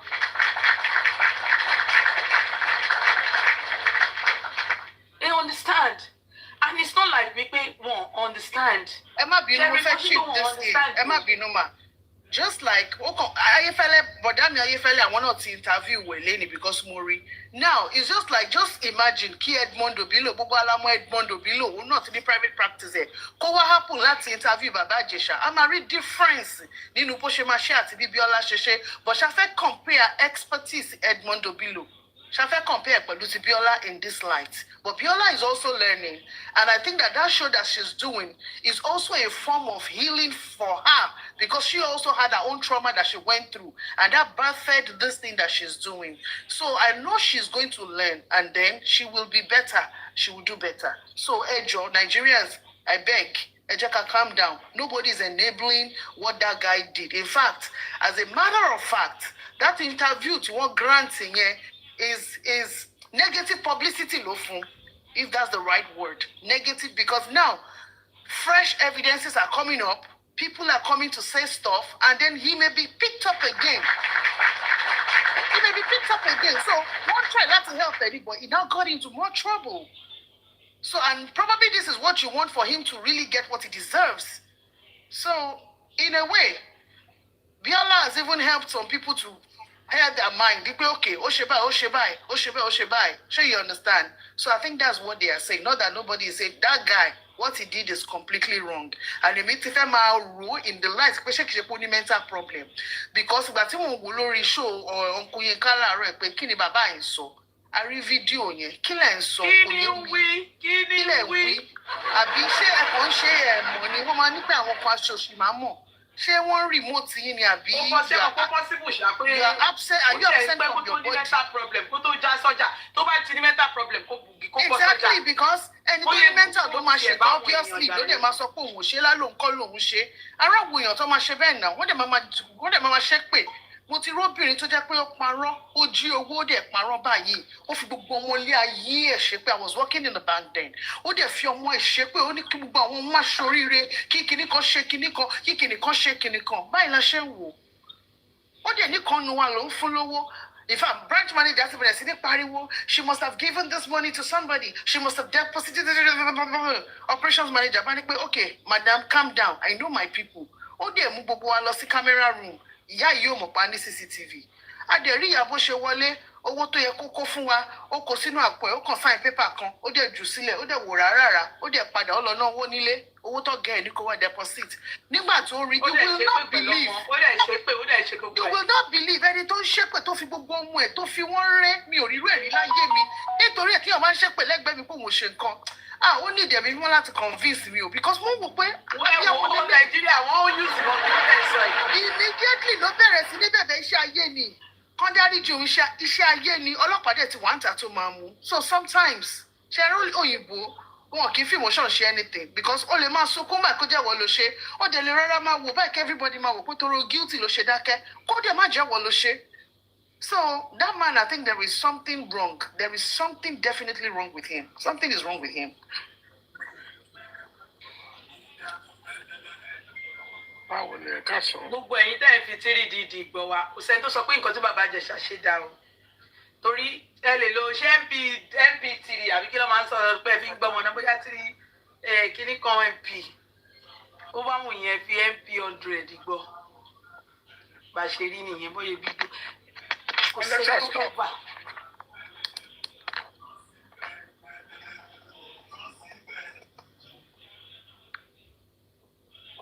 Student. Yes, ẹ ká sọ ṣàlàáfíà mo bá yín. Ṣé wàá ń kí ẹ ká sùn sá? Ẹ̀kọ́jọ́ mẹ́ta. Ẹ̀kọ́jọ́ mẹ́ta òrìṣẹ́ nǹkan. Honey, he's in denial with his reality. It is quite unfortunate pé ọ̀yẹ́ lè bọ̀tà. I know really surprised me. Pẹ̀lú pé. Kùránì yẹn ló kéré jù, wọ́n fi Kùránì yẹn ló easy jù, òyìn ló fi ṣépè jù. Pẹ̀lú pé there is valid judgment against him. And ó dẹ̀ dùn mí. Ìbò ni ìyá mi. Ó dẹ̀ dùn mí fún àwọn abiyamọ tó ń bọ́ síta tó ń support what is wrong. Because mo róró àwọn abiyamọ tó bímọ. Tẹ́ ẹ̀ bá wulẹ̀ bímọ obìnrin ẹ bí ọkùnrin. Kò sẹ́ni tó support sir. Kò sẹ́ni tó support ẹ̀. No, mo ń gbọ́ lórí. I don't think there is any woman tó ń support Baba Ìjẹ̀ṣà. No, mo ń gbọ́ lórí net àwọn kan support ẹ̀ and that was why. Àwọn kan support Baba Ìjẹ̀ṣà. Yeah. Àwọn illiterate. Sherry, another thing that láti understand lórí social media ni pé Sherry téèyàn bá pa ìyá ẹ̀ tó bá pa ìyá ẹ̀ tó bá bọ́ síta some people will actually support that person. Wọ́n máa ní báwo ni ìyá yẹn náà ṣe báyìí kò yẹ kó ṣe báyìí torí ẹ̀ lọ́mọ yẹn ṣe pa ṣó ti yé yín that is social media for you. Gẹ́ẹ̀ tó gbé jáde pàápàá ó dàbí orí gẹ́ẹ̀yẹn ò pé gẹ́ẹ̀yẹn ò lọ́gbọ́n kò wúlẹ̀ wo feelings àwọn èèyàn o kò wo pé o lè interview such èèyàn tó jẹ́ pé ó ba ayé ọmọ ọlọ́mọ jẹ́ and ó kò jẹ́ pé kò ń ṣe ìlú ọba ni wọ́n wà ní tó bá jẹ́ ìlú ọba ni wọ́n wà orílẹ̀-èdè yẹn wọ́n láti examine ẹ̀ pé orúyàn wo ló jẹ́ ó wrong now ó ṣẹ̀ṣẹ̀ court find ẹ̀ guilty court ò kò sí ìkọ̀kan tó wrong nínú pé ó ṣe interview fún sir. ó wrong kò ní tó yọgbà yẹn ni. Arukeli nígbà tó ṣe àwọn èèyàn kan ló ṣe interview fún lamẹ́ríkà. No, kò jáde látẹ̀wọ̀n kí wọ́n wá interview ẹ̀ eléyìí jáde látẹ̀wọ̀n kí wọ́n wá yí. No. Accepted. Tó bá jáde, people will still interview him. It's because Biola is professional. Nínú pé Biola is more of charity.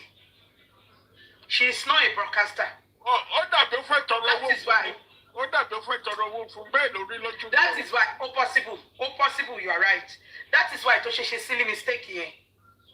She's not a broadcaster. She's a charity kill for a I followed that yesterday. I think because she's silly mistake here. I understand. It's quite unfortunate. Well, ó lè interview ẹ̀ bọ̀ ó ṣe mistake torí pé kò ń ṣe profession ẹ̀ kò mọ àwọn nǹkan tó yẹ kó be in that kind of situation. No.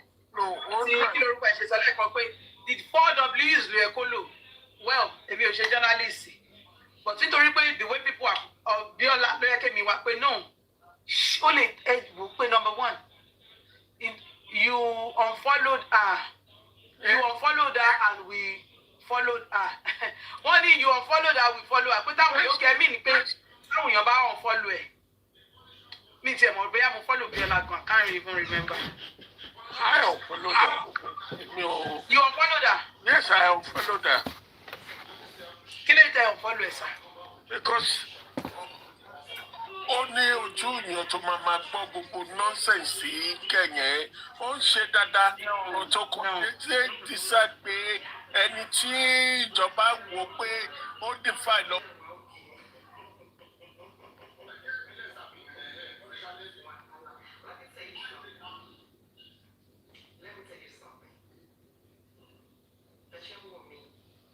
Please stop. Listen, nation, please don't do that. No, don't do that. Ejo. I understand. Instead of you unfollow that, you are like a grandpa to lead to Adebayo. Okay, tell like a father to her. You could have used your voice to correct her. I won't be told to go wrong. Because perspective to go it's your own opinion. Opinion to me because you are a father. I want to be a woman. They can make mistake in the journey of life. I swear to God, they can make mistakes. Yes, I know the way. I understand. Mwashi example can be by pay. Evans. Nigeria Evans. They want for amnesty. Evans. Don't kidnap, don't pay. Yes. Did you not see it in the news? No, I've not heard of that. My calculation. That is funny. I swear to God. Well, anyway, opinion on Igaluku, I've said my own. No, wait. May God help all of us. What May God help all of us. To be honest, when it happened, I expected a lot of people that they are quick to jump into things to come and talk about that. They are quick to jump into things. They are quick to crucify. They did not come and use their voice. An individual more. She's doing well. We all praise her. She's doing this. Sorry. I don't know if I can speak. Any suru. Je vais y go ni abi. The Emma Binu any solution. I understand why she. Hey Joe, we can all, I don't want to beg anybody to take the everybody has a new way. We have different kind of species. Of course, yes, of course. That is right. That is right. We are right, sir. We see things differently. I understand, and that will not make me. Even I want to buy shepe fun tí mo mọ̀. Àwọn tó sọ pé irú àti àǹtí mo bolu adúró tó wá yẹn. She's my sister. We can never fight. I want to disagree, that agree. Ali ever ja. There will still another thing that will still Latushima Ganu still future again, nearest future. Latushi Joma so possibility we can to agree, possibility we can to disagree. I understand. Auntie, the lady, whatever. Let's surround you because just a few minutes. Okay, thank you very much. Good morning, everyone. Good afternoon, good evening, depending on where you are streaming from. The singular truth is, before I say anything, our society will never encourage rapists, and our society will never encourage false accusation. That's it. Any Suru. No, sorry. Please. Focus on any personally. Any Suru, please. Let me correct something. I have never said on my platform that. No, you. I'm just doing that disclaimer for my personal self. Now, okay, all right. Very good. Anybody as a journalist, anybody has the right, a journalist has the right to interview a rapist. For example, Piers Morgan of the UK is based in the United States. Òun ló gba iṣẹ́ lọ́wọ́ Larry King. I'm saying it from abroad. They interview 49 people the US government to convict. Any suru, start again. Okay, take me. If you want to take it on record, you can. Piers Morgan of the United States is a UK journalist who interviewed 49 people to US government to submit rapist in one. Out of the 49, out of 20 plus came out clean. Lẹ́yìn that ó ti lọ jail. Wọ́n padà mọ̀ pé some of them ìyàwó wọn ló parọ́ mọ́ wọn. Nítorí pé some of them ìyàwó wọn sọ pé kọ́mọ wọn parọ́ mọ́ wọn. These are claims in the United States of America, one of the country that their justice system is purely clean. Now, let's not talk about Nigeria. The singular truth is, has that lady done bad in interviewing that guy? No! Everybody has a say in this society. Let's stop free speech. Hello? I'm very good. We have to be very careful. The former IG of police that was removed by BOLA Ahmed Tinubu, the president of Nigeria, there has been a lot of allegations. A very clear example. Very dark man who last case tó ṣe yìí, ó sọ pé òun fẹ́ jẹ́ kó yọ IG kóhun tó gbé lọ. Nítorí pé òun ti try láti gbé some cases lọ, IG yẹn ń bò. Nítorí pé àwọn kan allegedly torí pé àwọn kan tó súnmọ́, àwọn kan tó fẹ́, àwọn kan tó ṣe kíní, you understand? Is the justice system of Nigeria fair? No. Has Biola done wrong in interviewing this person? No. And people say, question lọ́wọ́ ẹ̀. Please, we have different kind of journalism. Some people interrogating journalism ni ọmọ máa bẹ̀rẹ̀ question lọ́wọ́ ẹ̀, ọmọ àjàbọ̀. For example, the spokesman of Ahmed Bola Tinubu ó lọ sí UK ní Oxford. Bọ̀bọ̀ tó lọ báyẹn is an interrogative journalist. Ó dẹ̀ bẹ̀rẹ̀ question. Spokesman Tinubu messed up. Some interviewer wà tó máa bẹ̀rẹ̀ wọn ní bẹ̀rẹ̀ question lọ́wọ́ ẹ̀, ọ máa jẹ́ kó sọ gbogbo nǹkan tó fẹ́ sọ. Kò mí ìbọn wà bias. Why are we killing this girl? And in judging this girl, ẹ jẹ́ àwọn gbogbo àwọn interview tó ti ṣe tẹ́lẹ̀. This lady, sorry, she's not a girl, she's a woman. I deeply respect her, just like I respect everybody. That woman yẹn, ẹ jẹ́ ká wo other people tó ti interview. Ṣó máa interrogate àwọn èèyàn? No, she's a soft-spoken person. Ó máa ń jẹ́ kí audience ẹ̀ kó sọ anything tó bá fẹ́. And he's allowing journalism, for God's sake. Why are we criticizing this lady? Am I saying man tó lọ sọ̀rọ̀ yìí? Am I saying he's holy? No. Am I saying he's guilty? No. In short, orúkọ anybody tó bá mention ó ti lọ jail tẹ́lẹ̀, good. Orúkọ anybody tó bá mention ẹni náà sì lè rìsú ẹ̀. Federal government lè rìsú ẹ̀. Ìṣọ́ ó lè ṣiṣẹ́ wọn tó bá sọ pé wọ́n first accuse òun, right? And ẹnìkan feel pé wọ́n first accuse ẹ̀, wọ́n tún lè sú ẹ̀ kó tún wá lọ sí ẹ̀wọ̀n. Why can't they take that advantage? Is pé ẹni yìí parọ́ mọ́ mi o, pé ó ti sọ pé òun ò ṣe. Okay, ó ti porúkọ mi. I can sue her. Why are we now killing the person to interview her? And for example, another thing I want to say, Yinka Ayefele interviewed this same man. Why are people not speaking against Yinka Ayefele to interview her? Why? Now listen, it's I'm coming. Let's not be toxic. Calm down with your voice. I'm coming, sir. This is how I speak. There are so many people. See, we should be respecter of individual. We should be a respecter of human being, not respecter of people. Some of us,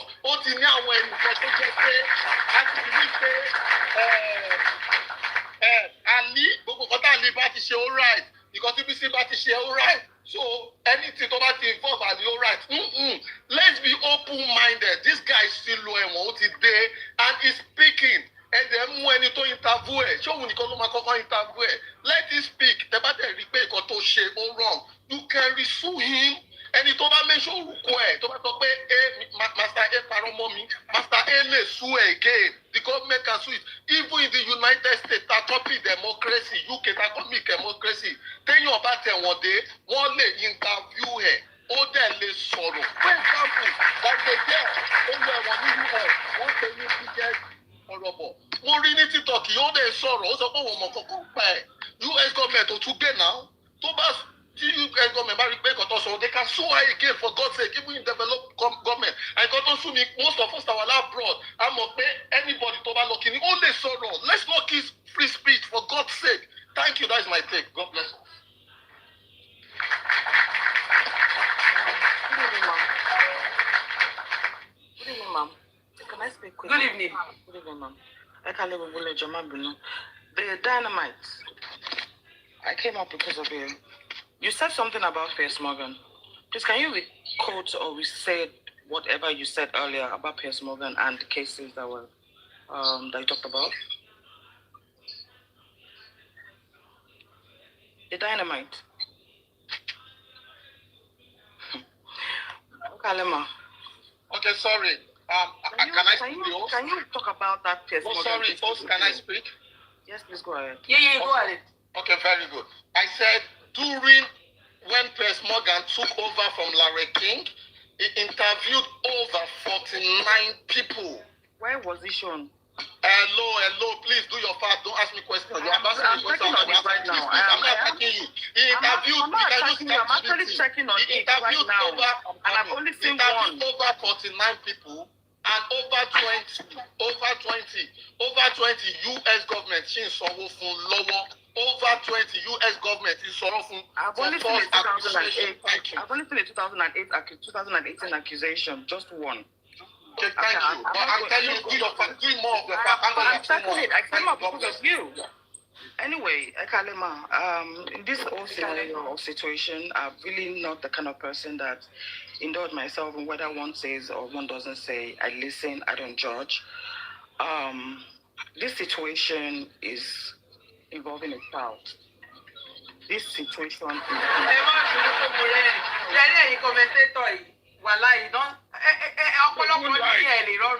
Only please stop banging the table. Our head is straight. Mr. Damaiti, ẹ fẹ́ pa àwọn èèyàn. Ẹ ń gbá table, ẹ fẹ́ gbá orí wọn pa, ó yẹ ẹ̀rì ṣólẹ̀. Sorry, again, fucking. Am I supporting the man? No. Am I saying it's clean? No. Ishamowo tape with Ayefele, I can pick 3, 4, 5, 6 errors.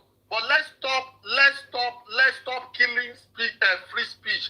Anybody can interview anybody, and let's not kill the interviewer. No. There's a difference between interviewing and whitewashing someone, Mr. Dynamite. Of course. There's a difference between interviewing someone and whitewashing someone. That interview yesterday was not an interview. That interview was are you into journalism? Can you tell me the type of journalism we are? However you want to anything open wire. Don't allow guests not to sorrow. And it's allowed in journalism. Why are you trying to shut me out? The journalist, why are you trying to shut me out? You say you're not defending someone and you're so being aggressive. You are not defending someone you're being this aggressive. Hello, sir. Ma'am, you see the situation on ground. We are seeing the handwriting on the walls. We chose not want to see it. People like Mr. Dynamite chose not want to see it because one way or the other, circumstances or scenarios like this might have been associated with them and they still don't want to see it. Now we are seeing evidence. Please. Can you kindly take it back? Please, my words are clear. I recorded myself. Please. Can you kindly take it back? Hello. My words are clear. I'm not in defense. I'm not speaking for free. Hello, please. Hello. I'm not taking anything back. I'm not going to take nothing back. I didn't insult you. Make sure you erect up. Mr. Dynamite. Please don't misquote me. Thank you. Please, can you not do this on my platform, please? Please. And number one, I don't like what you've come up to do, Sister Jade. I don't like people coming to attack people when they've said their own opinion. Go straight to your own opinion. I don't like it. I don't do it on my platform. Thank you for coming down. God bless you. I do not like it. And he said his word very clearly. And because it's not on the path you like, that doesn't make him a bad person. Because he's not on the path you like, that doesn't make you a bad person. You don't need to come and challenge him. You just say your own opinion on this issue. I don't understand. He said it clearly. The community wa, I support this, I support that. He said it. At the beginning of his words, he did say that. I understand. So please, I don't want all this. I understand. Opinion of Nikaluku. Everybody have 1,000. You can go to your platform, open your platform, and say your own opinion. That is one good thing about TikTok.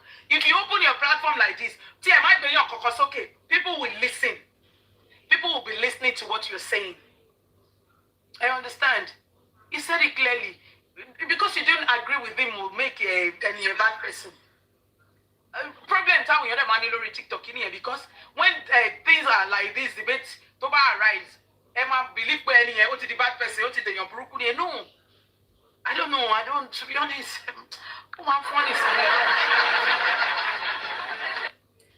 I understand. So I jump to real long. Emma Jekatoria, Emma Barawaja.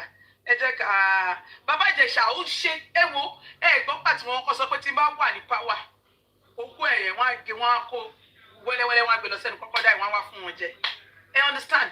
Emo ye, your touchy room, Kobe, Futi, sorrow. Don't keep silent. Don't remain silent till your entire whatever. Don't jacket forever. Send it to Nigerians are no problem. I've said it more than 1,000 times. Lori platform is nobody is supporting Baba Jesha. Ìjọba yìí tó fi Evans sílẹ̀. Evans. Ṣé mọye ìdílé tí Evans ti pa? Ẹ mọye àwọn èèyàn tí Evans ti bá sùn in the process of phone kidnap wọn. Ṣé money? Ìjọba yìí wà fún amnesty. And a part of you, you know, ẹ̀pẹ̀ náà tó pàtẹ́wọ́ fún Tinubu. Ewo, Nigeria, ewo. Wọ́n láti oníkálukú nìyẹn ó wá mú yín. A lot of you tẹ́ ẹ sọ̀rọ̀ tẹ́ ẹ wá kó ti ẹ bọ́ síta kẹ́ ẹ sọ̀rọ̀ about that. Ẹ sọ pé ṣe nǹkan tí ò dáa. Ẹ mọye ìdílé tí ò lè gbèrí mọ́. Ẹ mọye ẹ̀mí tó ti bọ́. Ẹ mọye ìdílé tó mú ológun wọn abẹ́tọ́ pé wọ́n dẹ̀ ti run because of that action.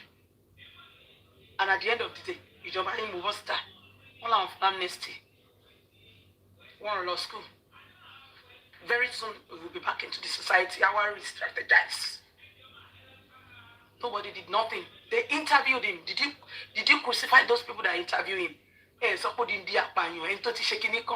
Sherry, emotions stop you up with me. Oh, worry about worry our brain. And what you're doing, Shara, what you see, leg back come. It only won't be our way. Emotions power. We put in emotions into every damn thing. I understand. We put emotions into everything. All of our ain't me. Ain't a shit too. Ish. Shari Biola, what is your consider Elo Mwale? Emma Mwale Nicole. Emu no si kini me elo kon gi mo pa e ba ke kon shomo. E gba shomo. To Jesu yen. O se ma se mistake. Jesu yen. Why would you make elo gba shomo lowo? Elo gba. I understand you. Emi niye o. Opinion ti yin niye ti ni nkan to se da elo kan mongi. Ish. Elo unfollow it. Elo unfollow it. Ewo, ẹ̀yin tèmi, àtẹ̀yin tẹ́ ganu sí. Àtẹ̀yin tẹ́ dá sí. Ẹ ṣé, oníyan ṣe ọlọ́kà ṣe. Gbogbo ẹ̀yin tẹ́ jẹ́ náà, ẹ kú àìbínú. Mami, ẹ kú iṣẹ́. Ẹ kú àtàwọn mà. Ọlọ́run máa wà pẹ̀lú yín lágbára náà. Iṣẹ́ ni. Lágbára náà, màmí. Bẹ́ẹ̀ ṣe fẹ́ káyọ̀ ọmọ ọlọ́mọ da, ayé àwọn yín náà da láyé. Ẹ tó bá ti rí ìtọ́ rẹ̀ jẹ́ ká sọ. Ẹ dẹ̀ bímọ. Àǹtí mi, àǹtí mi ẹ̀ka lẹ́mà. Ẹ rò pé wọn ò lè fẹ́ sẹ́lẹ̀ kọ́ fẹ́ mi kọ́. Ẹ rò pé wọn ò lè. Àbúrò yìí ni mo jẹ́ ìwúlò àti Tósìn. Àbúrò yìí ni mo jẹ́ o. Mo lẹ tẹ́lẹ̀ àti Tósìn. Ẹ pé Tósìn. The woman called the Tósìn àgbà ló ṣe é sọ ìbò. The woman. I want to see the woman. Máa. Ẹ kú àtàárọ̀. Ebi wọn mú ẹfẹ yọ kíní èkó mọ. Ẹ ti yọ ẹ ti gbé kúrò bẹ́ẹ̀ yẹn. Ẹ ti yọ bẹ́ẹ̀ yẹn. Ẹ ti gbé kúrò bẹ́ẹ̀ yẹn. Ẹ jẹ́ ká sì máa lo background ilé ìlọ́nà ọbẹ̀ ẹ̀dẹ̀ fẹ́ gbé sí tilé. Ẹ wo Mr. Dikini Sherry Nigerians. that is the way we are brought up. Kò sí nǹkan tẹ̀lé sọ fún wọn. Kò sí bẹ́ẹ̀ ṣe lè sọ. Kò sí irú language tẹ̀lé lò. No, hello ma. Ẹ mọ why tí mo lè sọ pé tí mo lè bẹ̀rẹ̀ ọ̀rọ̀ mi tí mo lè bẹ̀rẹ̀ báyẹn because we have to be careful. I have had Mo ṣe wá understand. Kẹ́kọ̀ọ́ wọlé mo ti sọ million times pé kò sẹ́ni tó ń support bàbá yìí. But ẹ mo lè bẹ́ẹ̀ tì yín pé àwọn kan máa wà bẹ́ẹ̀ kọ́ tó máa gbé ìyàwó ṣe pé ó ń support bàbá Ìjẹ̀ṣà. Mo sọ million times pé irú tó bá fún mi ní opportunity kan bàbá Ìjẹ̀ṣà ìfàkìtì máa ṣe fún. But ọ̀pọ̀lọpọ̀ wọn ò lè gbọ́rọ̀. Ẹ bá ní opportunity láti ṣe charity day prison pé ẹ lọ wo ẹ máa rí a lot of cases. For example, ó ní nǹkan tó ṣẹlẹ̀ ní tó fẹ́ bà kárí àsinmi jẹ́ ìyàwó Adékúnlé Gold. Ṣé mo nǹkan tó ṣẹlẹ̀? Ó ní kẹ́kọ̀ọ́ orúkọ jáde, ó kọ̀ parọ́ mọ́ bọ̀bọ̀ yẹn pé ó rèpò gbogbo ayé dẹ̀ gbàgbọ́. Ó kù díẹ̀ ọ̀pẹ́lọpẹ́ pé bọ̀bọ̀ yẹn ní. Bàbá Ìjẹ̀ṣà ó tiẹ̀ kọ́dà yẹn padà sẹ́wọ̀n ni kó tẹ̀ sẹ́ni tó lè bá mi sọ. Ó yẹ kí princess ẹ̀ bá wà ní ẹ̀ máa gbọ́. Ó yẹ kó padà sẹ́wọ̀n. Ẹ mọ̀ nǹkan tí ọ̀rọ̀ bàbá Ìjẹ̀ṣà yìí kò yẹ kó bí anybody nù. Nǹkan tó yẹ kó ṣe ni pé ó yẹ kó jẹ́ ó ṣe interview dáadáa tó bá ṣe interview dáadáa loophole wọ́n kò láì di evidence. loophole ẹ máa kọ́ ẹ lè tún rán lọ ẹ̀wọ̀n again but ẹ má jẹ́ ká sọ pé no from speaking even US most of yes àwọn èèyàn wà US wọ́n wà UK wọ́n sọ̀rọ̀ you understand mo ti court you understand so many people wà tó jẹ́ pé wọ́n ti sọ̀rọ̀ ó ń ṣẹlẹ̀ US ó ń ṣẹlẹ̀ UK we can't have a perfect justice system but ẹ má you understand ẹ má mú ẹni tó interview ẹ iṣẹ́ ọ̀kánná mi ni màá máa wò báyìí màá jọ ń ṣe interview yẹn dáadáa màá wá pé lọ́ọ̀yà mi. Amen Ayinke God punish everybody supporting Baba Ìjẹ̀ṣà amen. Amen so you can amen everybody tó bá support it. God punish anybody. Anybody tó bá support Baba Ìjẹ̀ṣà. Ṣé yẹn lè fẹ́ gbọ́ kẹ́lẹ̀ mọ̀ pé mọ̀ support Baba Ìjẹ̀ṣà? Nítorí 3MB. Ẹ lè kó gbogbo evidence ìkan tó bá sọ 3MB òun lè fi sọ yẹn. You can even sue him Wọ́n again. ti sọ more than millions times. Kò sẹ́ni tó support Baba Ìjẹ̀ṣà sọ. Rape kò sẹ́ni tó support ẹ̀ society wa. Ìdí Baba Ìjẹ̀ṣà ṣe kò sẹ́nibody tó support ẹ̀. Ìfáàtì kan tún gbé. Bẹ́ẹ̀ ṣe kọ́kọ́ pò má mi bẹ́ẹ̀ ṣe kọ́kọ́ pò kọ́ tẹ̀ sọ nìyẹn ẹni tó wáyé pò digo tó jó digo àdádi títí ò gbọ́rọ̀ ni tó bá fọwọ́ describe ẹ̀ wá mọ̀ pé nǹkan tí Baba Ìjẹ̀ṣà ṣe ò dáa kò sẹ́ni tó support Baba Ìjẹ̀ṣà. Anybody tó bá ń support Baba Ìjẹ̀ṣà ní ìkan tó sọ pé allegedly ṣe yìí that means ẹni yẹn kò fẹ́ dáadáa fún àwọn ọmọ ẹ̀ but the singular truth ni pé does he has right to go to an interview? Yes. Ṣé anybody ní right láti interview ẹ̀? Yes. And now ṣé interview ní right láti bèrè question lọ́wọ́ ẹ̀ tó bá wù á ní different kind of journalism. Some journalists who are wò yín báyìí lẹ́nu máa sọ̀rọ̀ máa pé yes but why are we not criticizing the girl? Why am I calling her the girl? God, the woman to interview her.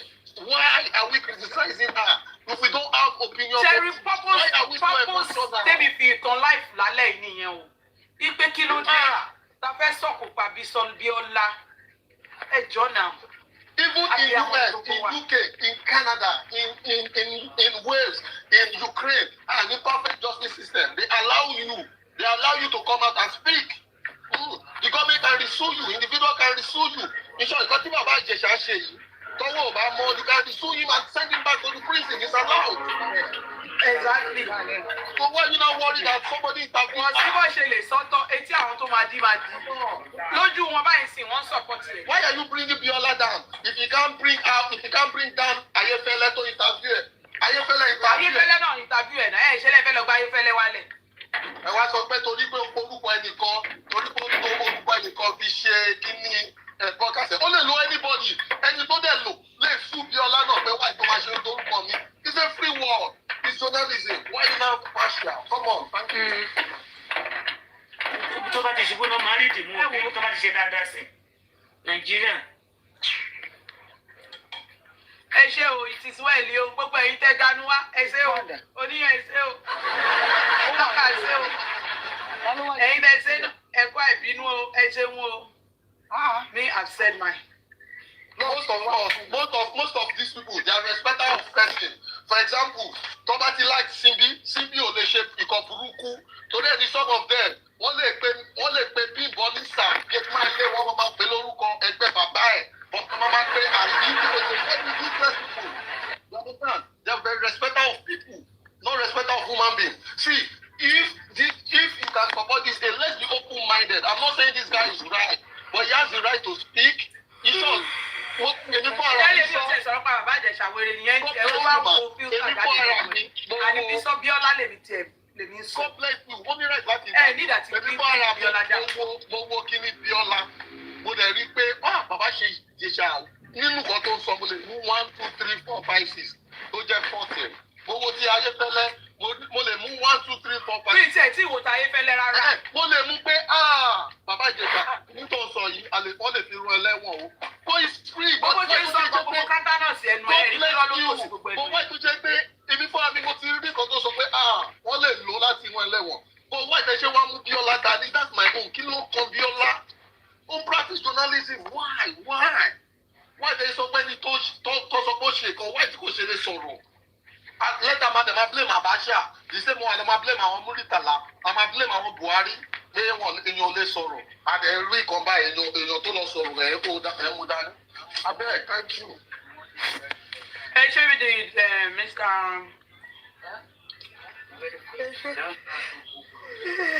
Ẹ ṣé.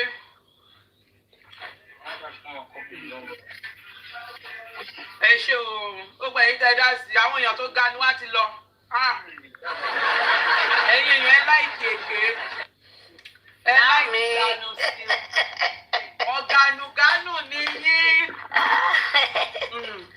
Máàmi o. Ọ̀gànùgánù. Wàhálà ìgbà tí mo rí láì jílẹ̀ kan tí mo kọ́ ìgbà ni àwọn ará bí fẹ́ múra jáde wọn lọ kílọ̀bù. Mo ní àsìkò yìí special àsìkò yìí lẹ́yìn máa wá bàtà òfò kiri. Àsìkò yìí lẹ́yìn máa wá kọ́ lọ sọ́ọ̀sì black tí mò ń gbọ́. Ọ̀gànùgánù people. Ó ti ká mi lára. Èmi ní pé ẹjọ́ sórí Ọlọ́run Bíọ́lá. Lèmi sọ̀rọ̀ pa ẹ má get me wrong. Me support baba in my widest dream láyé mi. Even lójú oorun bàbá jí mi lè support bàbá Ìjẹ̀ṣà. No way. Kò sí abiyamọ tó máa support pẹ̀lú bàbá Ìjẹ̀ṣà ṣe. Ó clear ó glaring. Ọlọ́run. Ó clear ó glaring. Even kó jẹ́ role ní ọ̀fun tó ṣe irú bàbá yẹn pẹ̀lú ọmọ yẹn gbogbo evidence tààrin yẹn is a no. Ó bímọ náà bóyá claim ṣé yẹ kó ṣe irú role bẹ́ẹ̀ tó bá ti sọ kókó wá ṣe irú role yẹn fún ọmọdé kò yẹ kó ṣe. Wíwárẹ́ àti gbogbo àmọ̀ pé excuse lásán ló sọ kò ń ṣe role. Ogun ìdílé tó dẹ̀ wà lẹ́yìn ẹ̀ tó jẹ́ kó tún sì jáde kó máa sọ nǹkan tó sọ. Ẹ̀tọ́ ẹ̀ ní pé gbogbo ọmọ Nàìjíríà ẹ jọ̀ọ́ ẹ dáríjì mí. Mi kò sáwìjàre lẹ́nu mi o. Ẹni tó gbé wá náà kò fi dá ọ̀rẹ́ wọ̀ ẹ́díìtì ẹ̀ ó gbé jáde. Ẹ jọ̀ọ́ tèmi ní pé Bíọ́lá ni kẹ́ ẹ̀ sí ẹ̀. Out of 100 tó bá ṣe nǹkan tí ò dáa. Ẹ jẹ́ ká wò pé iṣẹ́ tó yẹ gan ẹ mọ̀ pé artist ni actress ni kò ń ṣe professional. Bíọ́lá is not a journalist kò ń ṣe broadcaster bóyá ó ti lè wá lọ ṣe course on it o behind tí ò fi hàn wá o. So kò ní mọ̀nà tó máa gbégbà dáadáa. Lómi nìyẹn ọmọ yẹn support ni bàbá Ìjẹ̀ṣà ẹjọ́ torí Ọlọ́run tó yẹ máa lọ ṣépè fáwọn ọmọ yín àtàrà yín sìn yìí o.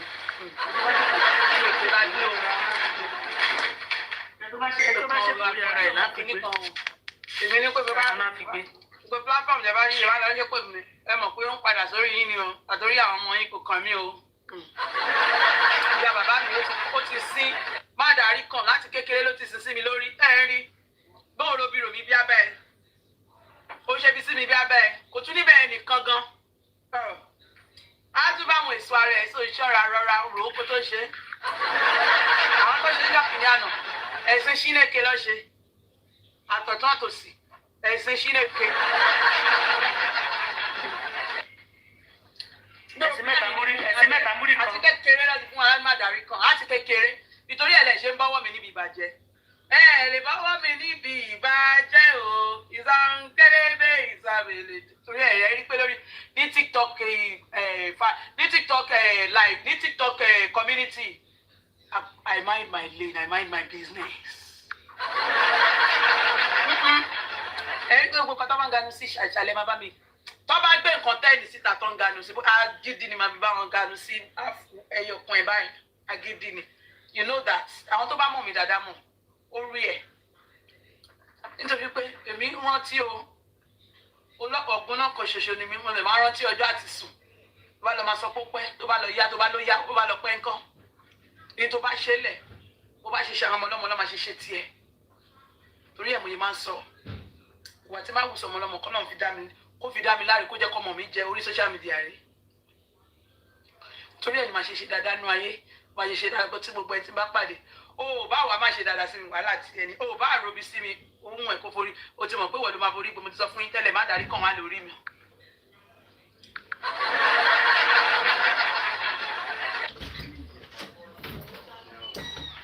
Olúwatósìn àmì o àyìnkẹ́ ni màá pẹ́ lórúkọ Jésù àmì o tẹ́ bá jẹ́ o.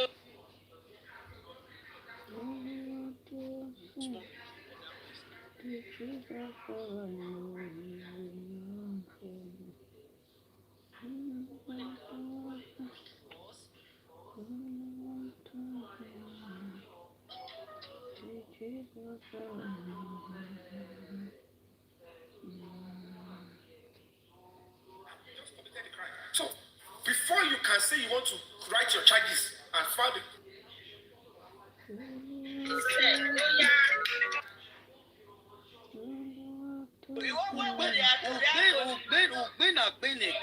You are not saying.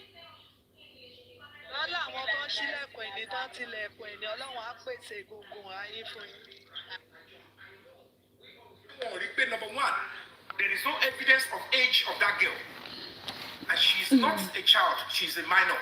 And the law states that before you can convict anybody of sexually harassing or abusing a minor, the age must be substantiated. It's the law in Lagos State. Okay, you have seen it. It's a 16 in the UK.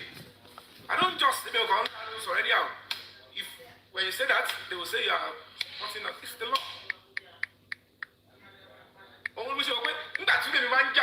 Case to IYABO because they want to destroy your name to build their own name. Anybody, anybody, anyhow.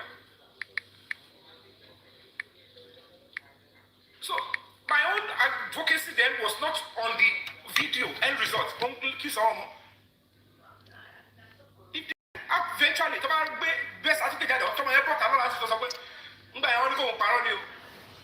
as at the time, Tony or Alex Babadi Shayo, or 18-year-old, or 19, I will look stupid now. What is this? That is why the court is there. Establish the law. That's why we have the police. But there's my charge in court. Tell the evidence of age when the person is a minor. She put your coffee best certificate. They would have asked princess, bring the best certificate. Give us a copy. So that we can file it and send to the DPP. DPP, I want to pay money 14. You know, statement to Koni Sabo police station, 14.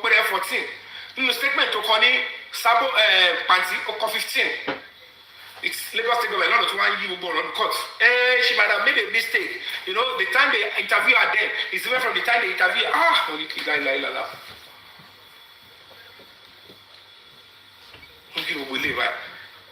Why can't you just bring the best certificate of the girl? Should be an example, police commission to Walaye by if you talk to your best certificate of my Jaba, the upper form, the other flipsy, the same serial number, to one certificate to process Mamua, about local government. There's a way Bisileko. How do I compare to my committee forgery? Then the lawyers will say, she don't only kept any pedophile when you know you used an adult to set him up.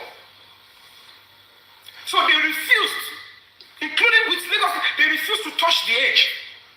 They refused to bring the Bola Adekola to court. That guy is still walking free now. I now question IYABO, OJO, and Princess Money. I'm suing you to the court of conscience. But challenging, if truly you are fighting for children, now ask Lagos State government to go and try the Bola Adekola. They should be filing case on the FSI by judgment. Call rule become screaming of 250 million. Bring me 7 years possible. Olórí commercial fine. Ebi mo gbe gidi bẹ́ẹ̀ ni. Èmi tó yẹ kí ti sú ẹ tipẹ́ mo rò pé do fún mi lọ́wọ́. Mo kàn fẹ́ máa stay lawyer. Mo ya fa ogbo iyi wèrè mo ya fa ya pé ọpẹ́ o mo sì mi mo lè sọ̀rọ̀ sí mi mo. Mo ti ṣàpọ́nlé mo ti pọ́nlé. Yóò gbé kí ló ṣé mo fọ́ fún ni. Mo kàn báyìí pé ó ṣe dáadáa sí mi. Mo ní problem ní bẹ̀rẹ̀ pẹ̀pẹ̀ nígbà yẹn. Fẹ́ wá sílé mi. Ó fún mi lówó. Mo fẹ́ sí wọn sí mi. Ó fún mi lówó. Ó pè mí sí fíìmù. Èmi ò sọ ìtẹ́ mi ṣe fún. òní tó ń ṣe lè máa tẹ́yà má ṣe fẹ́ mi lè máa sọ. Mo dẹ̀ wọ́n pé I need to stay màá máa lọ gbẹ́rù ẹ̀ lọ sí kóòtù. Wọ́n ti gbé sáànì fún mi. Wọ́n pè mí lọ sí Abuja. Pé sue this woman. Mo ò ṣe. Àmì ló wá gbé mi ló fún mi sínú plane ló fún mi ló bá mi ṣe body pass bí mo dá Abuja mi náà lórí sí fún mi. Wọ́n fún mi lówó wọ́n fún gbogbo ẹ̀. Mo ní no àwọn sùn ìyàbọ̀. They presented me a senior advocate that Dawoshi Kangba, they asked, now, bring everything, right? They want to sue that Yaboni, sir. I'll get back to you, sir. And she's my colleague and she's been good to me before. And I want to believe that it can not be but my own side of the I'm very supportive of Magisha. We're very your crew. But look at the way she went after me. She said, she made one move for Dio Moyan. Ṣé mi ni bàbá Ìjẹ̀ṣà àbí mo jọ́ mọṣẹ́ bàbá Ìjẹ̀ṣà? Ṣé ọmọ pé mo ti ń jà fún human rights? I'm a voice, I'm an authority in that field. Ní màá wá sọ̀rọ̀ tí ìyẹn máa ní kó padà sí mi lẹ́nu. But because they can easily destroy anybody with you people on social media, and then you fly with false knowledge. Èmi ò ṣé mo yọ̀rọ̀ ẹni mi padà láti gbà yẹn. Even when they were sentenced to Abagisha, Musombe, we were told me to put me on back over the 10 years. Only me stand on social media. You know me? So to make your answer, but I still meant to go and look at that video. Money, yes, Abagisha has got right to appeal this case, and he will appeal. They don't want me to say it when he could do. Right here, they let him appeal, they have to appeal. And he appealed. And they removed 2 charges again. And they removed it from his stuff. The only major of it is because they've already stretched the charges. I want to petty princess the devil in their conscience. Every long that there's no evidence, nothing for it. They removed everything. So your pamper that you used in sending the man to jail and you let stress here, if batty again, could the so many time for being law to could show make it law. Even to buy get minor and you level put minor. Boy, I'm going to go. I'm going to go. And if you lower anything, I'm going to like obey. If a batty again on. He was like, okay, don't know to go to show. And if a batty again, and you want to mind on it, and let's set here opposite it. To buy a rapist in the air, she was 22-year-old, Kafilebe, Boyo Magalon. You wanted him to look like a criminal, actually from 16-year-old, 14, 40. To buy a pedophile, almost 5-year-old, like a Sibe. To buy a rapist, like a chef for Billy, to Buyon. You were princess, she be a Sibe. She be a rapist, like you should have left you and Bagisha look, but you come in and we have a what would have been why? Tell about your wife, oh, then Laura, oh, the Yabo Joko, Sibe, who be Sibe, but I couldn't lie about. I have to do your way. I know better on you, but they're pulling about one of the darkest of the lab. Emma Sheka, Emma social media about calling. If truly he was a rapist, kilometer if you're 20 Agalagba, kilometer show more to get over 14, only have a civet. Tobacco rapist. So I will need common sense. You were princess to oversee only DSTV, oversee only DSTV. So Babagisha will be so foolish. I was very poor. So yeah, or the senior, she oversee on the bus stop on the DSTV. Could you on the DSTV? Oh, the second guy no get to the so a mere rapist, I was so. I got on my long about your baffle me. So interest in me, but I got on my yapate, yeah, them book, yeah, them up on the window. Better know why she useless to. I hate it can't come out social media amplify the blue party attention. Find it never fly by doing it. A push your blue. When you want us to join you in condemning the end results, I am asking, don't do it. Anybody to buy your way, about a copy because you are princess and one agari. And they gel up in a set, you don't have big army, you don't be London, don't be America, don't be Canada, and don't wait, they don't princess to know. So the princess is in London. You know, I shall be premonition ẹ kó dọ́rù wèrè anyway kò tẹ̀ sí ọ̀sọ́ yẹn fún yàn ẹ lọ dọ́wọ́ yẹn wò ẹ kọ̀ try yẹn wò pé is right now what president is right tẹ́bá ti rí ẹni ló pedophile ẹ lọ fi ọmọdé kẹ wá sẹ́ẹ̀tì kámẹ́rà kẹ bóyá ọmọ yàtọ̀ ní Nàìjíríà àti Amẹ́ríkà ebi ọmọ káwọn ọmọ Nàìjíríà pàǹtí ni wọ́n àwọn children l'Amẹ́ríkà wọn lọ́mọ lẹ́sẹ̀ wò pé you can use that age ẹ sọ tọrọ ọgbọ́mọ ti yàn ẹ lọ́gbọ́n ọmọ gẹ́yìn wọn bàbá ìjìṣà lọ́jọ́ kúrò láti lé ni tó bá rí bàbá ìjìṣà ó máa ń ṣèkì ó wá jókòó tí bàbá ìjìṣà ó pa ìyá aṣọ ọmọ olú àwọn ṣọwọ́n ẹ̀kọ́ ìyẹn ní tó tẹ̀wé kúrò lẹ́gbẹ̀ẹ́ mi tó ń pa kúrò lọ́rùn. à ń jọ onúlóbo ojúbọ òṣàní ẹ mọ iye kan tó ń kí bọbẹ tó bá ti rí obìnrin tó fún ẹ sá ó lè wà lẹ́gbẹ̀ẹ́ ìyàwó ẹ báyìí kíyàwó ẹ fún ọ̀rẹ́ ẹ kó fún sáì kọ́ lè fẹ́ bára wọn sùn tí wọ́n tó dẹ̀ ní ìyàwó onímọ̀ kan fúnra wọn sáì tọkùnrin yẹn dẹ̀ wà ní òkè yé tí wọ́n bẹ bá jáde lọ́wọ́ sáì àwọn sáì fún wọn lọ́wọ́ kan because it is olórí burúkú làwọn angẹ́lì tó kírètì òkò àti okó kàmá bára wa sùn oníṣekúṣe làwọn angẹ́lì yẹn ọkọ̀ fẹ́ kó bá yàn ni. You can be tempted if you know pé o fẹ́ mú bàbá Ìjẹ̀ṣà pé pedophile ni fi ọmọ ọdún márùn tó sọ pé ọmọ ọdún méje tí kẹ́ wà ló máa fi dẹ́ tó bá dẹ̀ pé fẹ́ mú pé rapist ni ẹ fi àgbàlagbà sínú ilé pẹ̀lú ẹ̀ káàbọ̀ pé rape la fẹ́ accuse ẹ̀ fún tó bá dẹ̀ pé ó fọwọ́ kọ ọmọ ọdún márùn àbọ̀ pé pedophile ni but ẹ wá fi ọmọ tó yẹ pé ẹ fi sáà ẹ̀yin lọ́mọ èyí ẹ̀ wà ló fẹ́ mọ̀ bóyá ó fọwọ́ kọ ọmọ kékeré ó wá mú ọmọ tó jẹ́ pé she has the features ẹ̀wọ̀n ọmọ yẹn bó ṣe ń gọ́mọ̀lẹ̀ ọmọ dẹ̀ ti ń dóko where in the law will you go scot-free with such judgment for using a specimen that is sexually active? You know, shaking it. Oh, they feel innocent doko, coffee bad there. So I want to see if it's going to touch the innocent girl. That's no longer an innocent girl. What the mobile shele she sokune, what the more beauty tasting. Tell my friend consumer, cause she will. And the boy is like, come. Also, the love of Aisha straight in. Iru wa ka buruku ori ye. E wa pati le. We she kiss, we she laugh. So like ẹ wo ẹ kó ṣì wèrè kúrò ẹ kọ́ encourage tí o dà ní gbogbo yín kẹ́ máa bá yé àwọn ọkọ yín jẹ́ àwọn àbúrò ọkọ yín jẹ́ fi parọ́ ọkọ yín jẹ́ fi hold on to ransom ẹ máa fọmọ dèèyàn ẹ má fọmọ kékeré dèèyàn let crime happen naturally and forestall it and if you know a crime is going to happen any abuse on children protect that child not that you say mo fẹ́ kí n mọ̀ bóyá máa tọ́ bójú o ara ẹ bóyá máa jákọ́ mọ́ ẹ you want an innocent child or minor to suffer a trauma, to suffer PTSD because you want to gather evidence.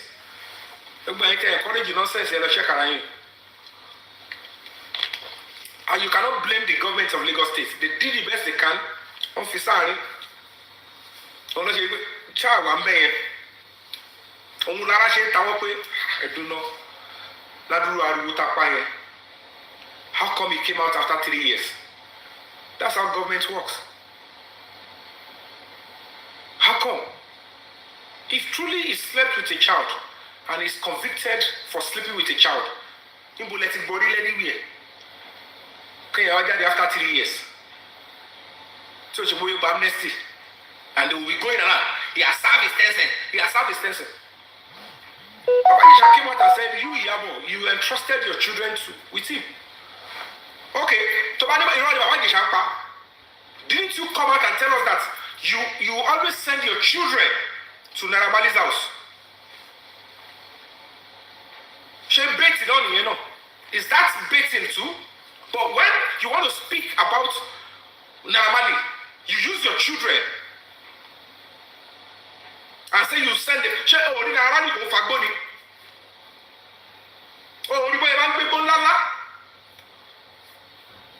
So when you were asking your children, sending your children there, it's not baiting, it's parental growth. That is nurturing the children the right way. But when it comes to, you can't be doing all of this. You can't be doing all of this. Nobody forced you to use your children as that example. That you used to send your children there, and that you used to lace your children's drink and food with drugs. I'm still waiting for the day you file a criminal petition against Naira Marley and that will be investigated and your children will go and testify. It's important. That is how you fight for your children. That is how you show that, oh, you care about these children, you raise them well. I mean, it's not the same children that you allow to be going to strippers club as a 17 to 18 years or 18-year-old or whatever, 18-year-old. Ọmọ tó ti ní site fún strippers club as 18. Ìgbà alábàá tó ti kó tó ti fọ́ bulí ẹ̀ náà.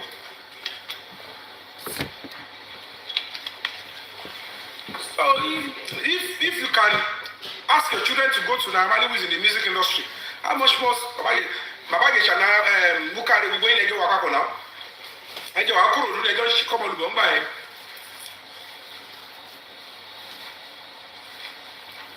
So it's quite funny. I don't know why you don't come.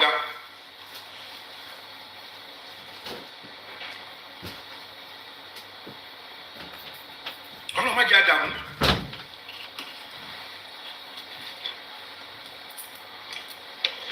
So nobody should feel bad that the man is coming out to express himself.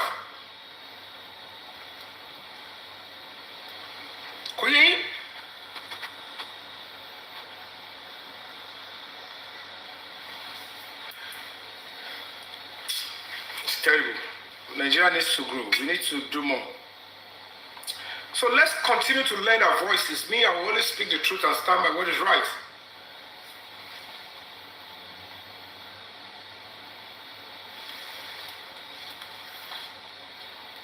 I will always stand by what is right.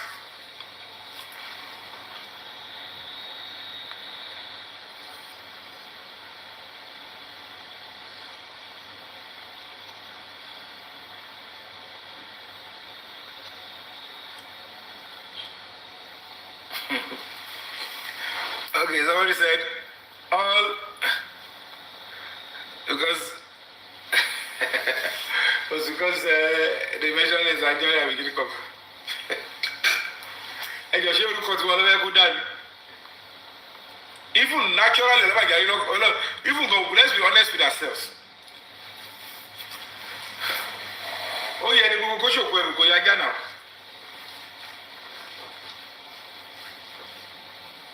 If at that time there was no arrest of Babagesha, if the police were not intervening, if IYABO was the only person to go call no arrest is being made, it's enough for you to scream out and say, even what for policy. As at the time I issued my first statement there, me the princess in so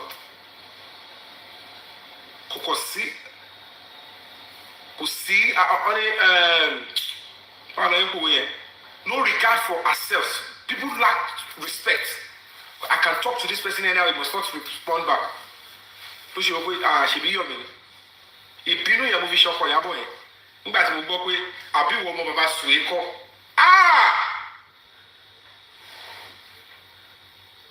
And the Bono, Coloma, Brio, that could be your gun to share your tail machine, Coloma, getting your deal any money. Kiru Yabo. Come on, I'll be your mom about Sueko. Round to list for way. Round Madame Shaggy, Haladi Capwood, I want Gaye. He gave me why we will know. I need to respond in a way to my mudada. This must not pass by. She sat in front of 6 million followers and reduced me to rubbles. Name that I've been building. Money. She told me I would say about willing and buy. Me or one she mortgage in Nigeria and buy.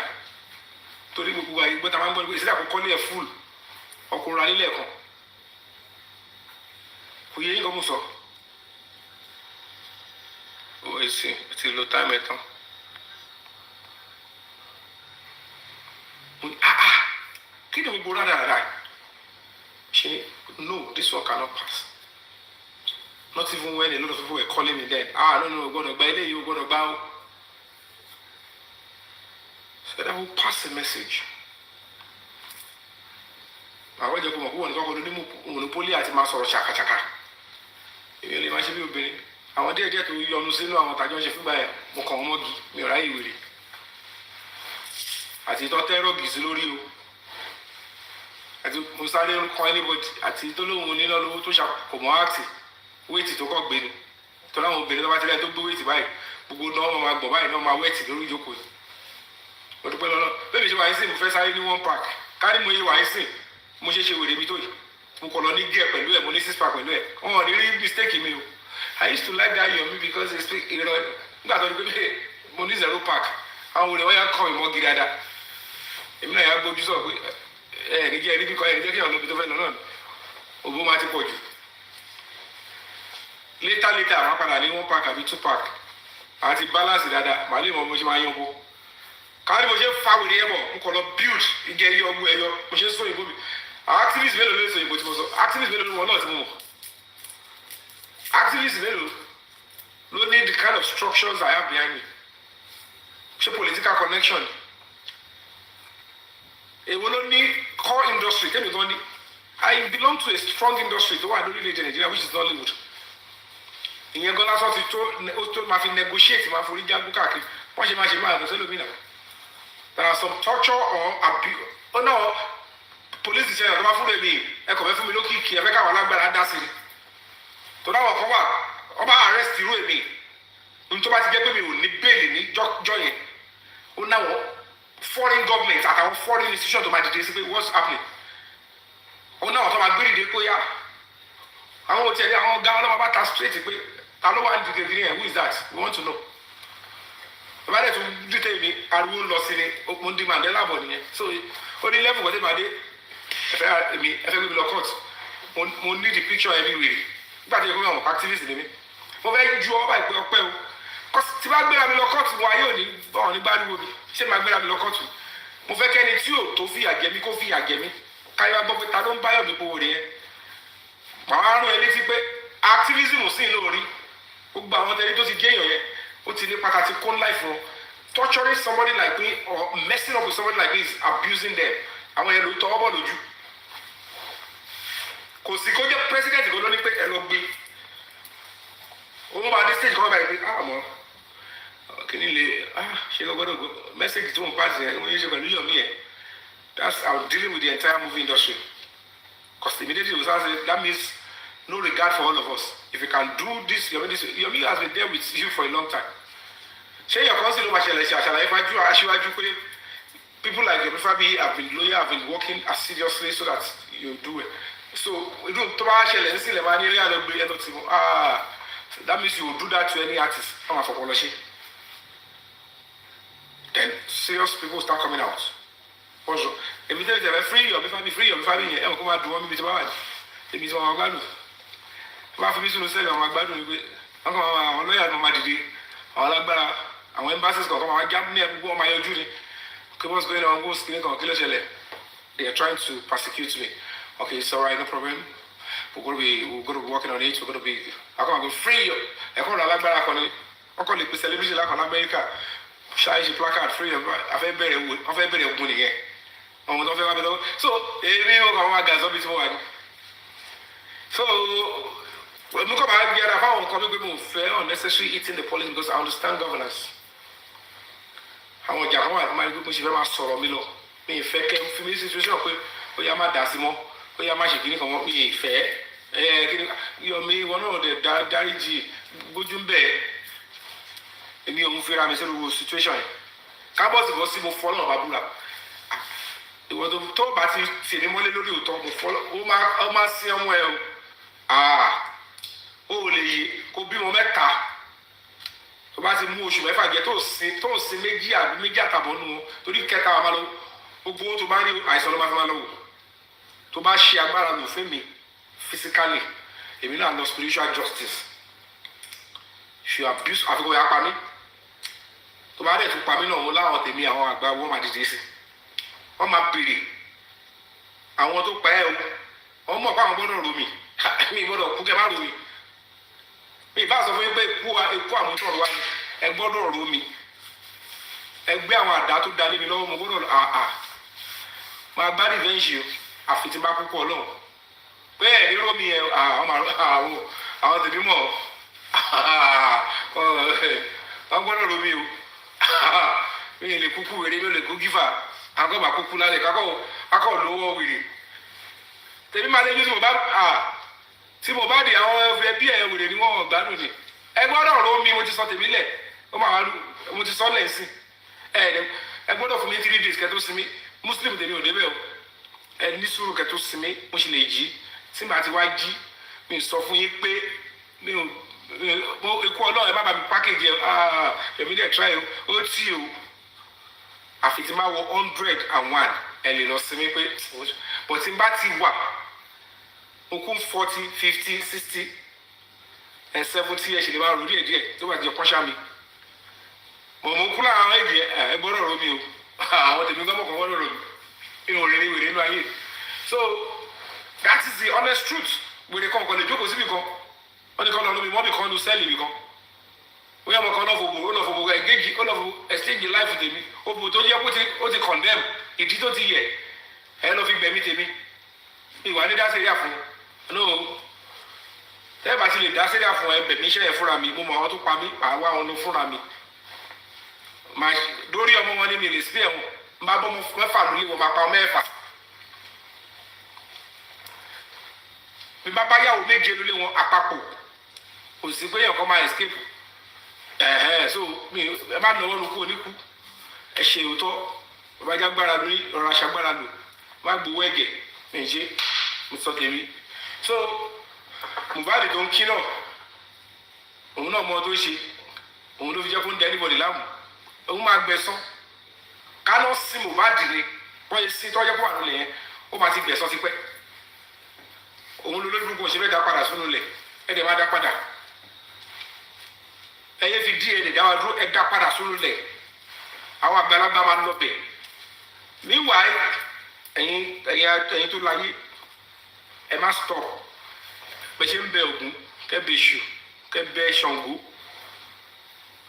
kẹ́ bẹ bàbá kẹ́ bóódù ẹ make sure báwọn tó pa Mohbad náà bàbá wọn gbọ́dọ̀ ṣiṣẹ́ ọlọ́pàá tó bá lọ́wọ́ sí kó ṣì ìwà wò kó ṣe ẹlẹ́yà táwọn ọmọ ẹ̀gbọ́n ò nílé lórúkọ ẹ̀mọ́ láyé wọn tiẹ̀ nílé tó bá jó ṣiṣẹ́ ìjọba ni olóṣèlú ni ẹlẹ́yà gidi gbogbo nǹkan tó bá lọ́wọ́ sí kọ́ wọn má tó mọ́ gbogbo àwọn tó bá lọ́wọ́ lókù Mohbad gbogbo àwọn tó bá ń blọọkì kọ́mọ ẹ má di justice kò bá jẹ bí ẹni bàbá ẹni ìyá ẹni àwọn akọ ẹlẹ́yà àwọn ẹlẹ́yà tó ní àkàrà ní wọ́n máa wọ àkàrà ṣe ẹlẹ́yà fún wọn.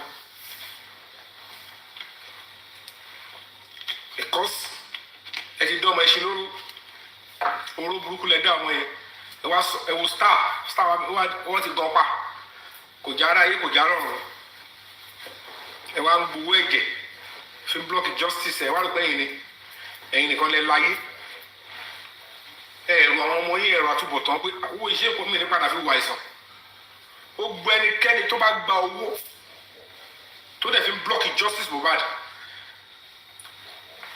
before the end of next month àìsàn burúkú kó bẹ̀rẹ̀ sí kọlù wọn nílé wọn owó yẹn kó bẹ̀rẹ̀ sí fún wọ́n máa ta báàtì bọ́ọ̀dì wọn máa fi wàárẹ̀ ara wọn ni ẹ ti wọ́n kọ́ máa sọ pé wọ́n fẹ́ ta kíndìnrín wá fún wo ẹni akọ ibà because it's pure nonsense Mohbad ó máa rí justice nǹkan máa ṣẹlẹ̀ ẹ máa wòrán wọ́n kọ́ máa try náà ni wọ́n kọ́ máa try ni o gbogbo ẹ̀ ọmọkùnrin tẹ bá ń bí ẹ má máa fẹnu bí ọmọkùnrin ẹ máa make sure pé láti kékeré kẹ ṣe normal ẹ bá ṣọmọ yín bó ṣe kẹ ṣe tẹ fojú ẹ̀ tó yẹ kó ṣe kò sí pé ọ̀kan jí ọlọ́run jí àìsíkì láìsíkì lò kò sí pé ó fẹ́ lọ máa jí nǹkan ó fẹ́ no ní tó bá ń ṣe wọn máa dún ní tó bá fọwọ́ bọ̀ àwọn máa lọ normal àdèmọ̀ bó ṣe ń lọ ọmọ ẹni tó yẹ kó sá fún ọmọ ẹni tó yẹ kó dúró tì àṣírí àdèmọ̀ àbò ẹmọ iye pápẹ́ tó ti dẹ fẹ́mi ni wọ́n dẹ pápẹ́ but ẹlẹ́dàá mi kò ní táì fún yà òye táì tí wọ́n máa kú ni máa kú ẹ̀yìn bá lọ fún wèrè ọ̀rọ̀ òṣèlú tó lè jẹ́ lọ kúkú wèrè ní máa gbẹ̀sán àwọn tó máa rómi mọ̀ káwọn gbọ́dọ̀ rómi ẹ̀ lè ní ilé kúkẹ́ máa ní mo sọ wípé mo lọ sọ́run bẹ́ẹ̀ mi lè sáré lọ sọ́run mo ti sọ tèmi ẹ̀yin tó yẹ kẹ́ lómi tẹ́ bá lómi wàá máa yọjú sí màmá dàní láàmú so ẹ ṣe nọ́mà lórí mi tó bá ti pa mí bá ti kú ẹ̀yọ́ mi mi fẹ́ wèrè lórí burúkú ẹ máa pààyàn àwọn ọlọ́pàá wèrè ta ní wọn ní sòótọ́ ọmọ adé tó pààyàn ẹni tó pààyàn gan-an máa tún máa fún ní voice ẹni tó pa wọn máa ní ìyọ̀já àwọn kò lè rí justice ẹ wá ní kọ́ máa ròyàn ẹbẹ́ yìí lẹ fi gbogbo ìṣẹ̀ṣe lẹ̀ tó bá yẹ kó wọ́n fi bí wọ́n bá ìṣẹ̀ṣe sọ ni ká ló mú ìṣẹ̀ṣe wá ni ṣe èwo nù ẹ ló máa sọ fáwọn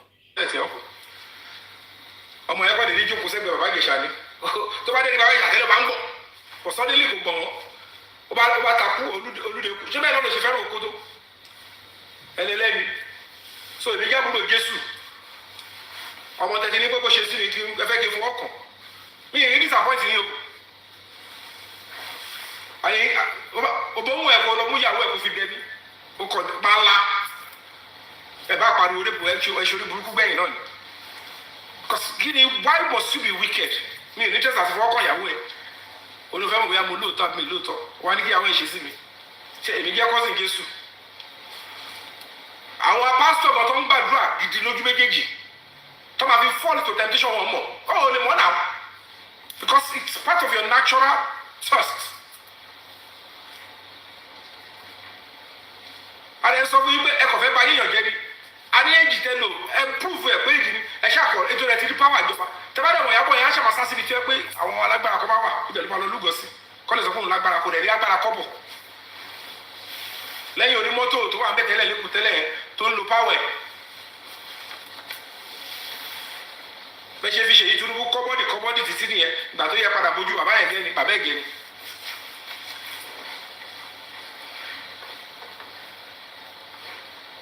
torí àwọn òtí ní òǹdì ẹ̀ńkọ́ fi ṣe kiri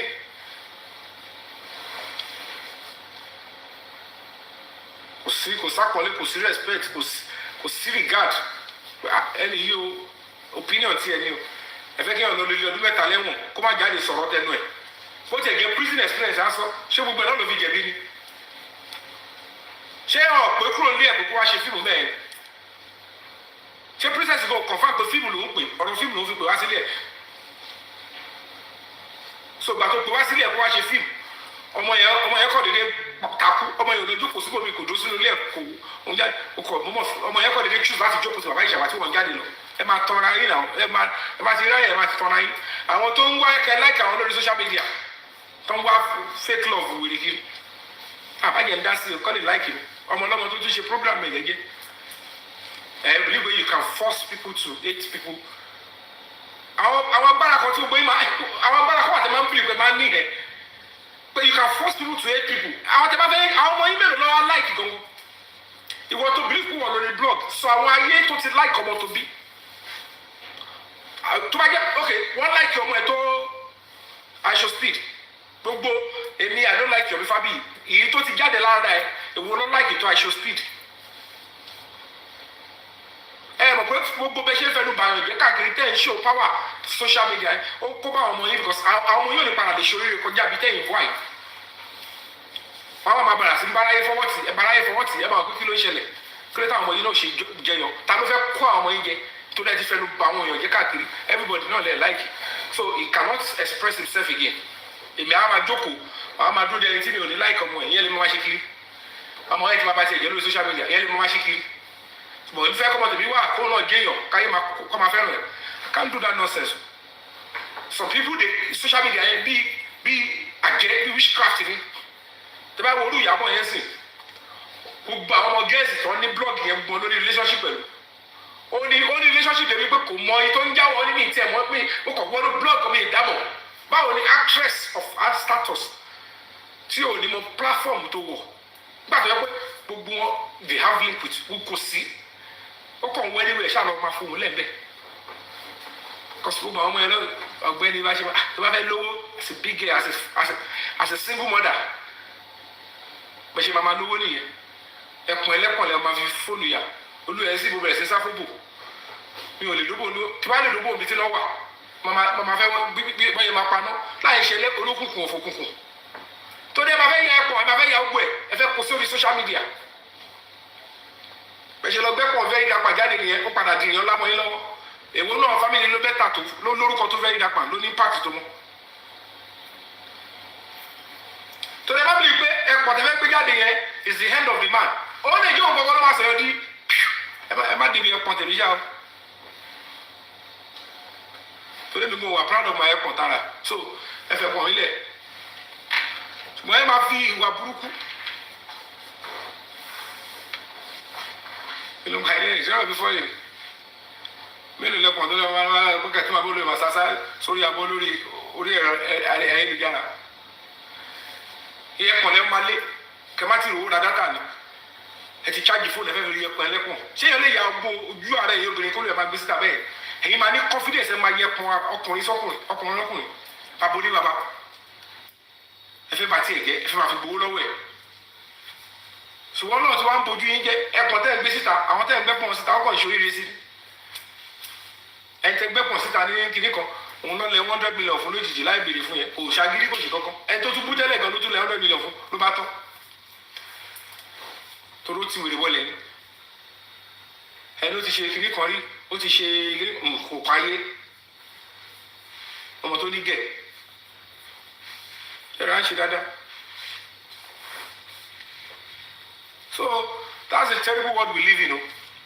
Ẹ bá ní wọn tó bá pín fídíò yẹn sí ẹ rí i pé wọ́n mọ èjì ọmọ yẹn tó tọ́. We are not saying what happened in the video is good. But kilo badebe, what led to that stuff? If it's what led to that video, the final result is devilish concussion, manipulation, and organized crime. If you are honest, if you are raised with honesty, you won't approve such. You just say, well, what you did is wrong, but what you just want us to get this result. It's your planning. Please, no, we're not going to be accepting this. You cannot abuse the law enormously like this and run to the court of law to approve it. You won't approve it. And that's a simple way honest people will do. But because we live in a terrible world, and we and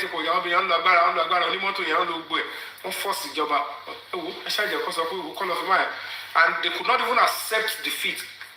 As if you are getting there, want to buy an office, we can do better. I shall be parapuro. When you see lost of time, and you might bomb a keresu. Shall do better, no man. Shall do better, no man. Because I was away. If I don't lost of time, check 3 years in the Lagos State, proof plus a week by Jalo Little. Life imprisonment with another 16 years. So, got the 16 years in Lovingo. Share 3 years and 4 months only prison calendar 16 years. Everywhere you got to return in prison here, over package you video to so about all this is for 8 months. You run like compa, a traffic hour redundant in Nigeria. Kill it a fed by Toro. Le bottle job at you, a bottle of gas in here. I want to sorrow. Story me on this in deep dot. I fight for children. Laying back what she gives from Kiba, putting Jacomo severally. A parable me any clinic or apologies, any clinic or me or tutorial dake, I keep fighting for human rights. And when police was going to case my body. If I am what people are calling me on social media, no police officer will even listen to me. I follow only a dishonest police officer will see what I am contributing to this country and think insulting or even torturing me or persecuting me is what is the right thing to do. Oh. As much as I criticize police, I ensure that I stand by police, I eulogize police, and when people castigate police, I speak on behalf of the police when necessary. I say, no, they are doing the right job. The police have got their own fundamental human right. They have got right to life. Don't resist arrest. Don't attack police. Don't do this. I've done that severally. People castigate me and say, why are you supporting police? I said, you cannot project your idea of activism for me. Your own activism might be that you want to start attacking police officers physically. Your activism might be that you want to start attacking government officials. My own is, no, I can work with them. I can still criticize them. I have come here to tell you, I am loyal to IYABO, but I have still come out to say his government must deliver justice from God. If not, I'm not going to vote for him. So, and that's the way you run your life, not looking for unnecessary You know, at this stage of my life, you can't be doing that with me. Woe betide you if you do that with me. Because at the end of the day, I'm not going to live here forever. I'm not going to consent to my suicide. Anybody can die anytime. Death is the last thing you can use to mock anybody, because even the person that tell you, and a pull fella will get a pull for pocket. People came out and say, yes, I'm coming to your face, not to your pocket again. So, we should all understand that we need more time to know about our rights and know the law. You have right to know the law. And you know all the freedom, all your fundamental human rights, you need to know them under the ambit of the law. So we are very crucial. And you know when your right ends and when the right of other people starts. It's very crucial and very important. You understand? So, like I said, let's continue to demand justice from God, and let's continue to pray spiritually and all of that means. One, in your common 1, 2, 3 places, so let's continue to apply the pressure. If you want to support that, support. If you want to send your prayers,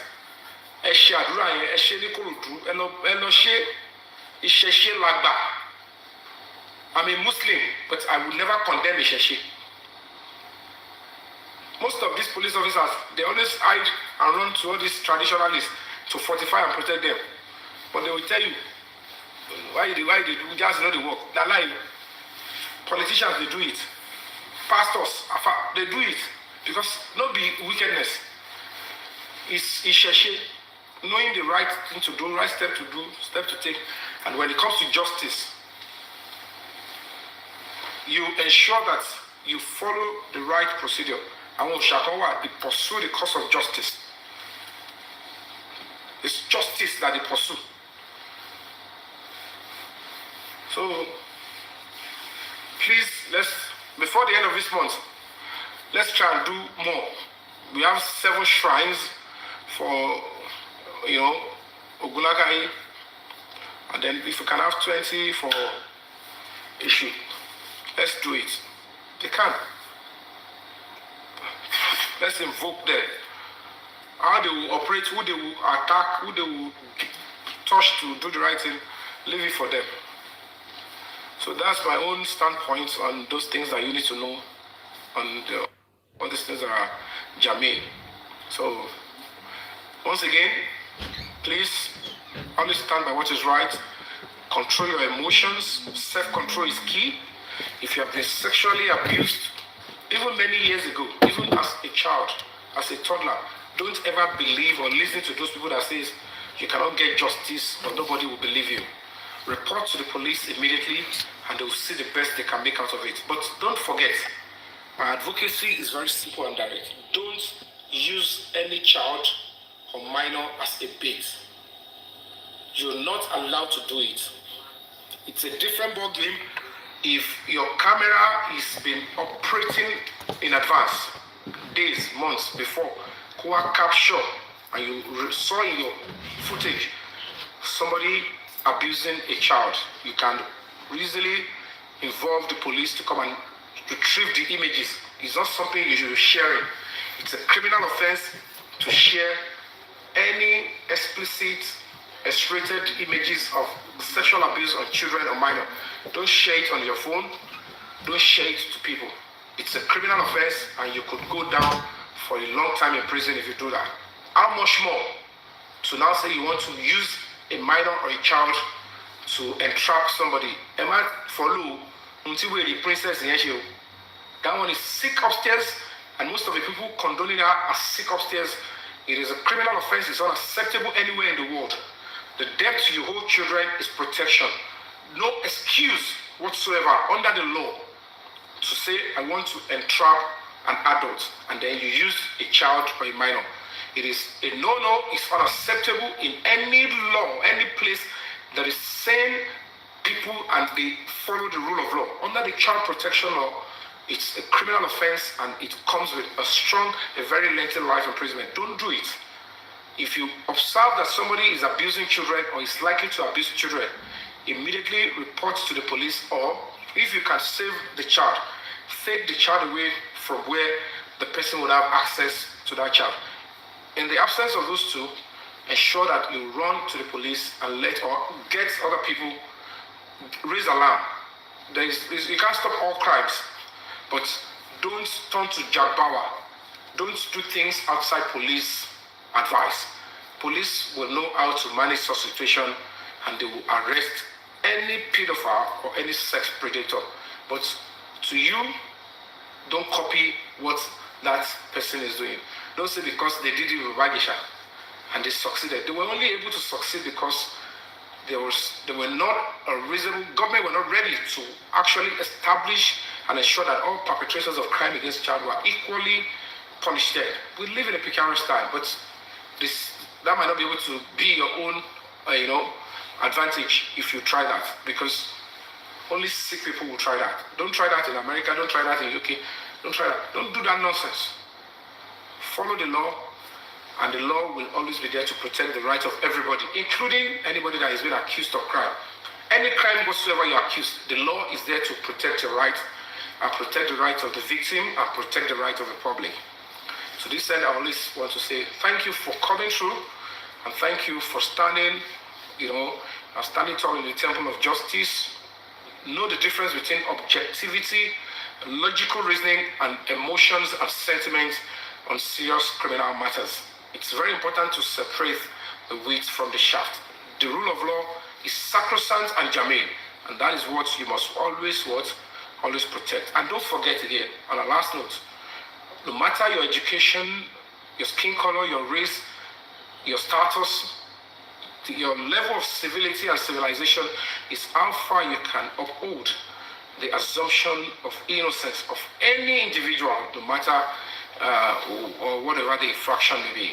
Stand tall and continue to protect and enforce and promote the frontiers of human rights. Find a human rights organization to join anywhere you are so that you can contribute your quota to nation development. Human rights is key, and continue to promote the frontiers of human rights. This message is from Break the Silence Foundation, a registered and active human rights organization in Nigeria. Thank you, and have a wonderful night rest. Thank you, and to all my guests, thank you. I appreciate you. This is for you guys.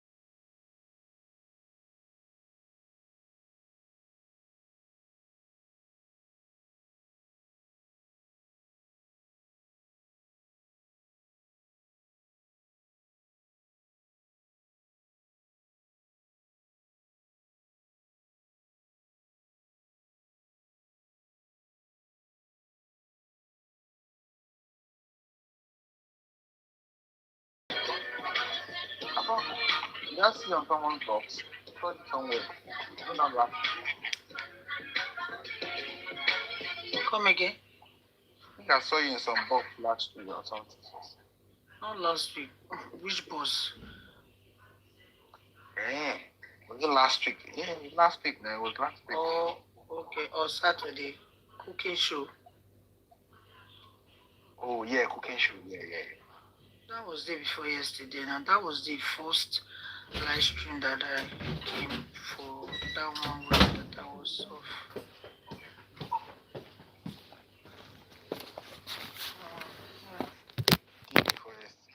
Day before yesterday, not Saturday. that's Okay, not yet.